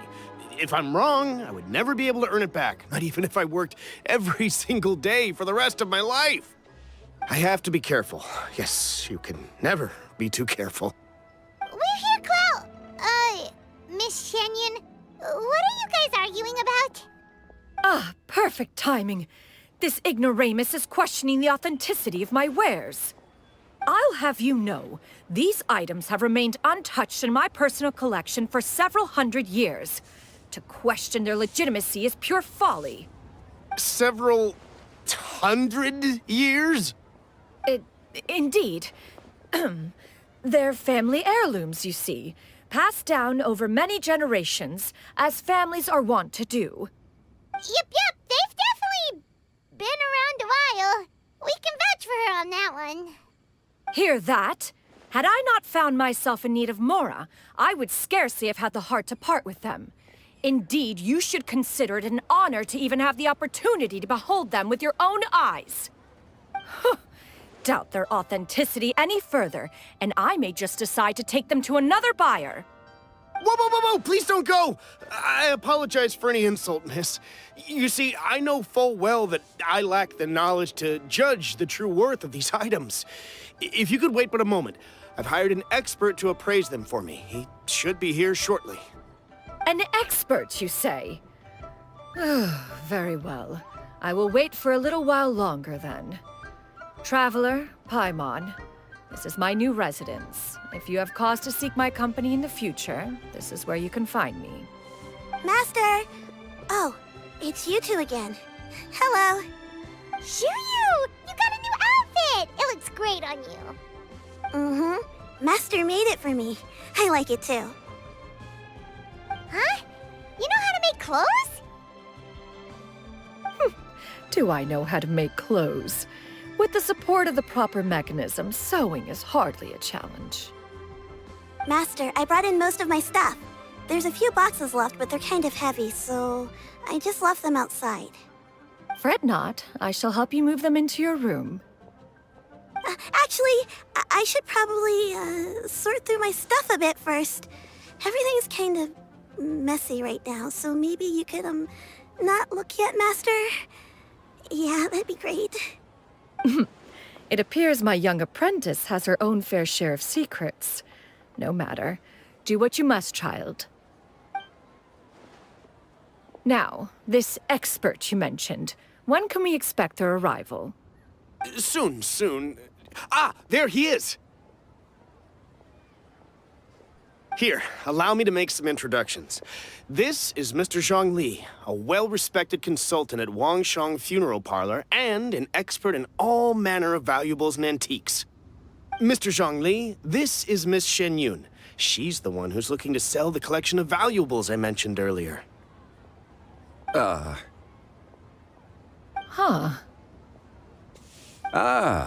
If it isn't Miss Xianyun. It has been quite some time since our last meeting. What a serendipitous reunion. Indeed, most serendipitous. Have you been faring well as of late, Mr. Zhongli? Quite well, thank you.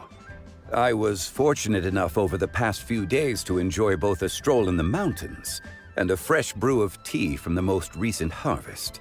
The experiences left me with such insight and peace. Huh. So you two are already acquainted? Indeed. How fortunate we are that fate has brought us together again. If you are otherwise unaware, allow me to inform you that Miss Xianyun is a well-regarded collector and appraiser. She is well-versed in all fields, and oft-celebrated for her impeccable taste. You stand to gain much from this opportunity. You are too kind, Mr. Zhongli.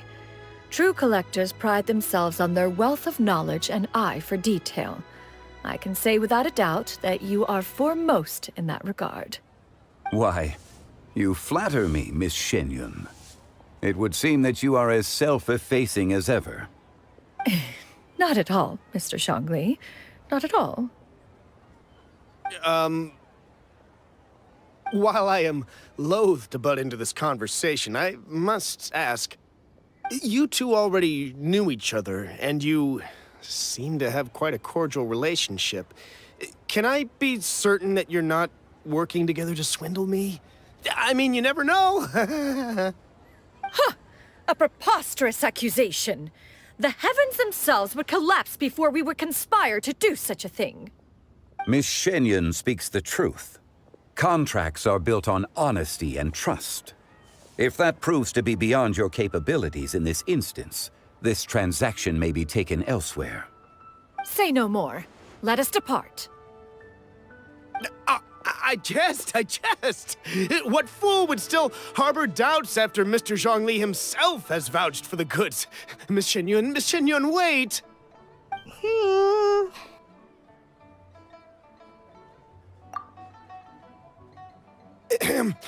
I deeply apologize for doubting you.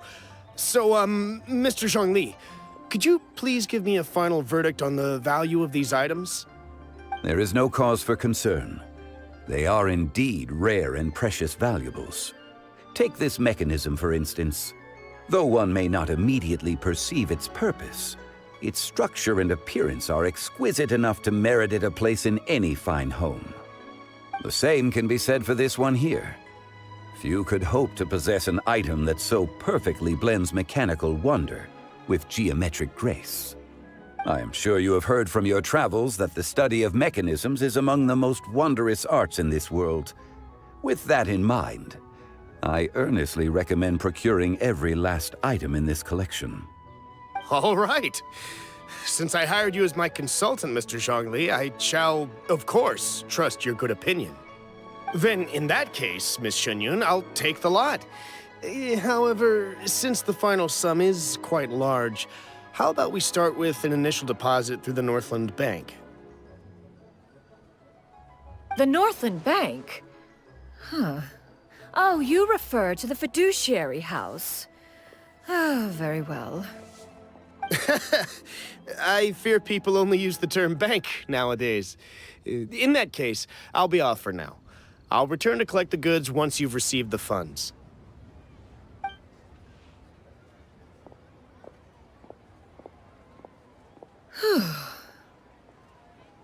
Xiangli! My friends, have you been doing well? We've been great! How about you? Paimon didn't know you were such a busy consultant! My days have been quite pleasant as well. I had been quietly enjoying a cup of tea when Mr. Xiaozu requested my services. As for you, Miss Xianyun, I presume you must be looking to settle in the city? I must say, the name Xianyun sounds exceedingly strange coming from you. Perhaps you could dispense of that particular epithet in further conversation. Whatever for. Am I not addressing you as a friend should? Well, that is true, but... Alas, refer to me however you will. After all, a name exists such that others may address you with it. One is hardly ignorant of that fact. It would seem that you have gained many valuable insights over the years, Cloud Retainer. One has indeed. One's previous days were all brief. Now that one has made up one's mind to move and settle, one has gained a much better appreciation of the hubbub and commotion of the city, as well as the people's hard work and ardor. This city is much changed from how it was more than 1,000 years ago. Not unlike the ocean tides, so too shall the movement of people ebb and flow. From turmoil to peace, enlightenment to aspiration. Human society possesses limitless potential. In another 1,000 years, the scene we witness here may change in ways that are impossible for either of us to imagine. Alright, that's enough reflection for one day. No need to get all sentimental on us. You make a valid point, Paimon. Now that the sale has concluded, what say one plays the host as we try some specialty dishes together? One must profess great interest in trying bamboo shoot soup. Perhaps you have forgotten, Cloud Retainer. But I once tried my hand at that dish. You were at the table on that occasion, so logic dictates that you should have already tried it. Oh? What occasion was this? It was a reunion between friends several centuries ago. Alas, you must have been too preoccupied to secure yourself a portion. Or perhaps our other companions simply availed themselves of faster reflexes on that occasion. Huh! Hardly. 'Twas most certainly out of consideration for the others in attendance. In but a moment, one will show you what it means to have a true deftness of hand. It is settled then. Bamboo shoot soup, mora meat, crab roe tofu, triple-layered consommé. We shall enjoy the lot. One has already passed word to Xianyun and Ganyu to make a reservation. It is prime time for them to meet one's newest disciple. Is that agreeable to everyone? It should be a most splendid occasion. Xianyun, come now, it is time to dine. Ah, this gentleman over here is Mr. Zhongli. He is, A humble employee of Wangsheng Funeral Parlor. Pleased to make your acquaintance. Nice to meet you too, Mr. Zhongli. That should be everyone, right? Let's go!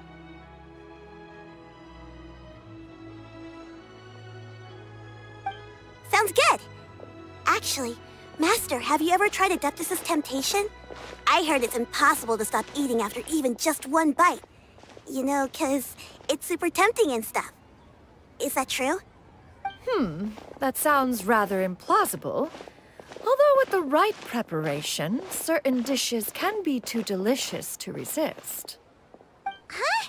Why are you all walking so fast? Hey, wait for Paimon! Hey, wait up!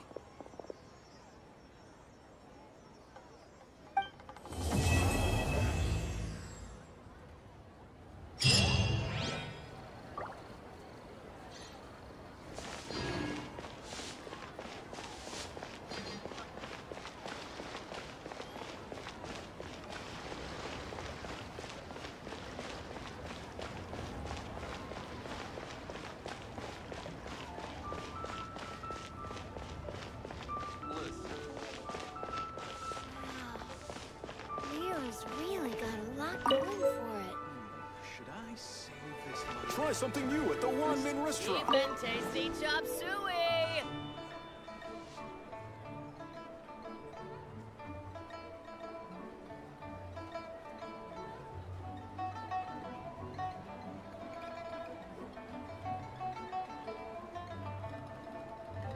Wow.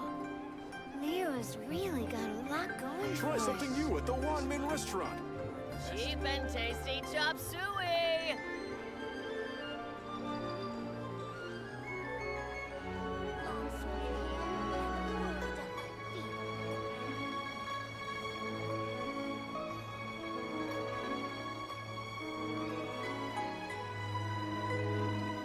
Wow. Liyue's really got a lot going for it. Try something new at the Wanmin restaurant. Save this money or invest it. Cheap and tasty chop suey!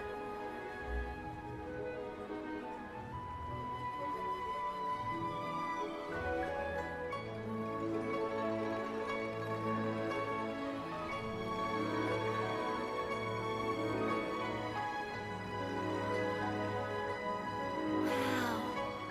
Liyue's really got a lot going for it. Try something new at the Wanmin restaurant. This money or invest it. Cheap and tasty chop suey!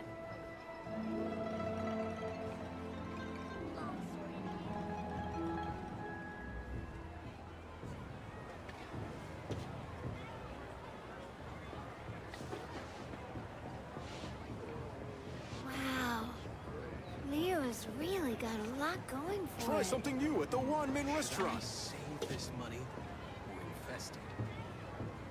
Cheap and tasty chop suey!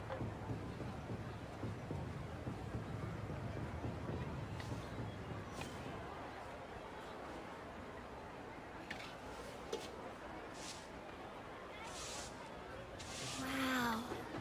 Try something new at the really Wanmin got a lot restaurant. going for it.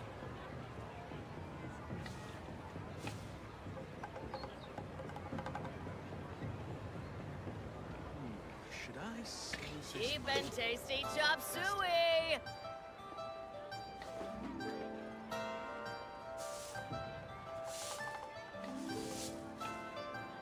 Wow. Liyue's really got a lot going for Try it. something new at the Wanmin restaurant.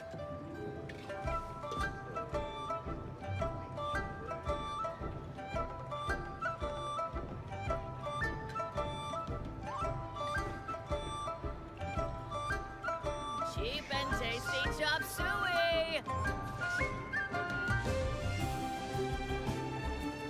Wow. Liyue's really got a lot going for it. Try something new at the Wanmin restaurant.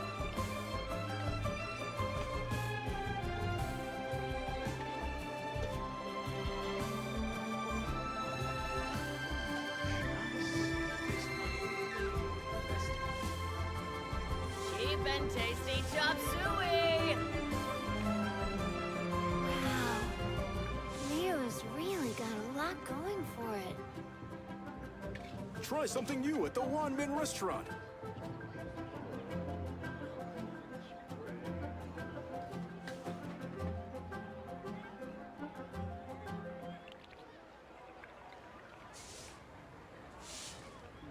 Should I save this money? Cheap and tasty chop suey! Wow. Liyue's really got a lot going for it. Try something new at the Wanmin restaurant.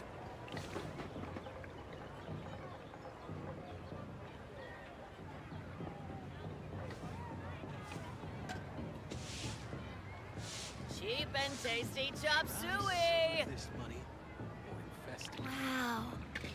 Liyue's really got a lot going for it.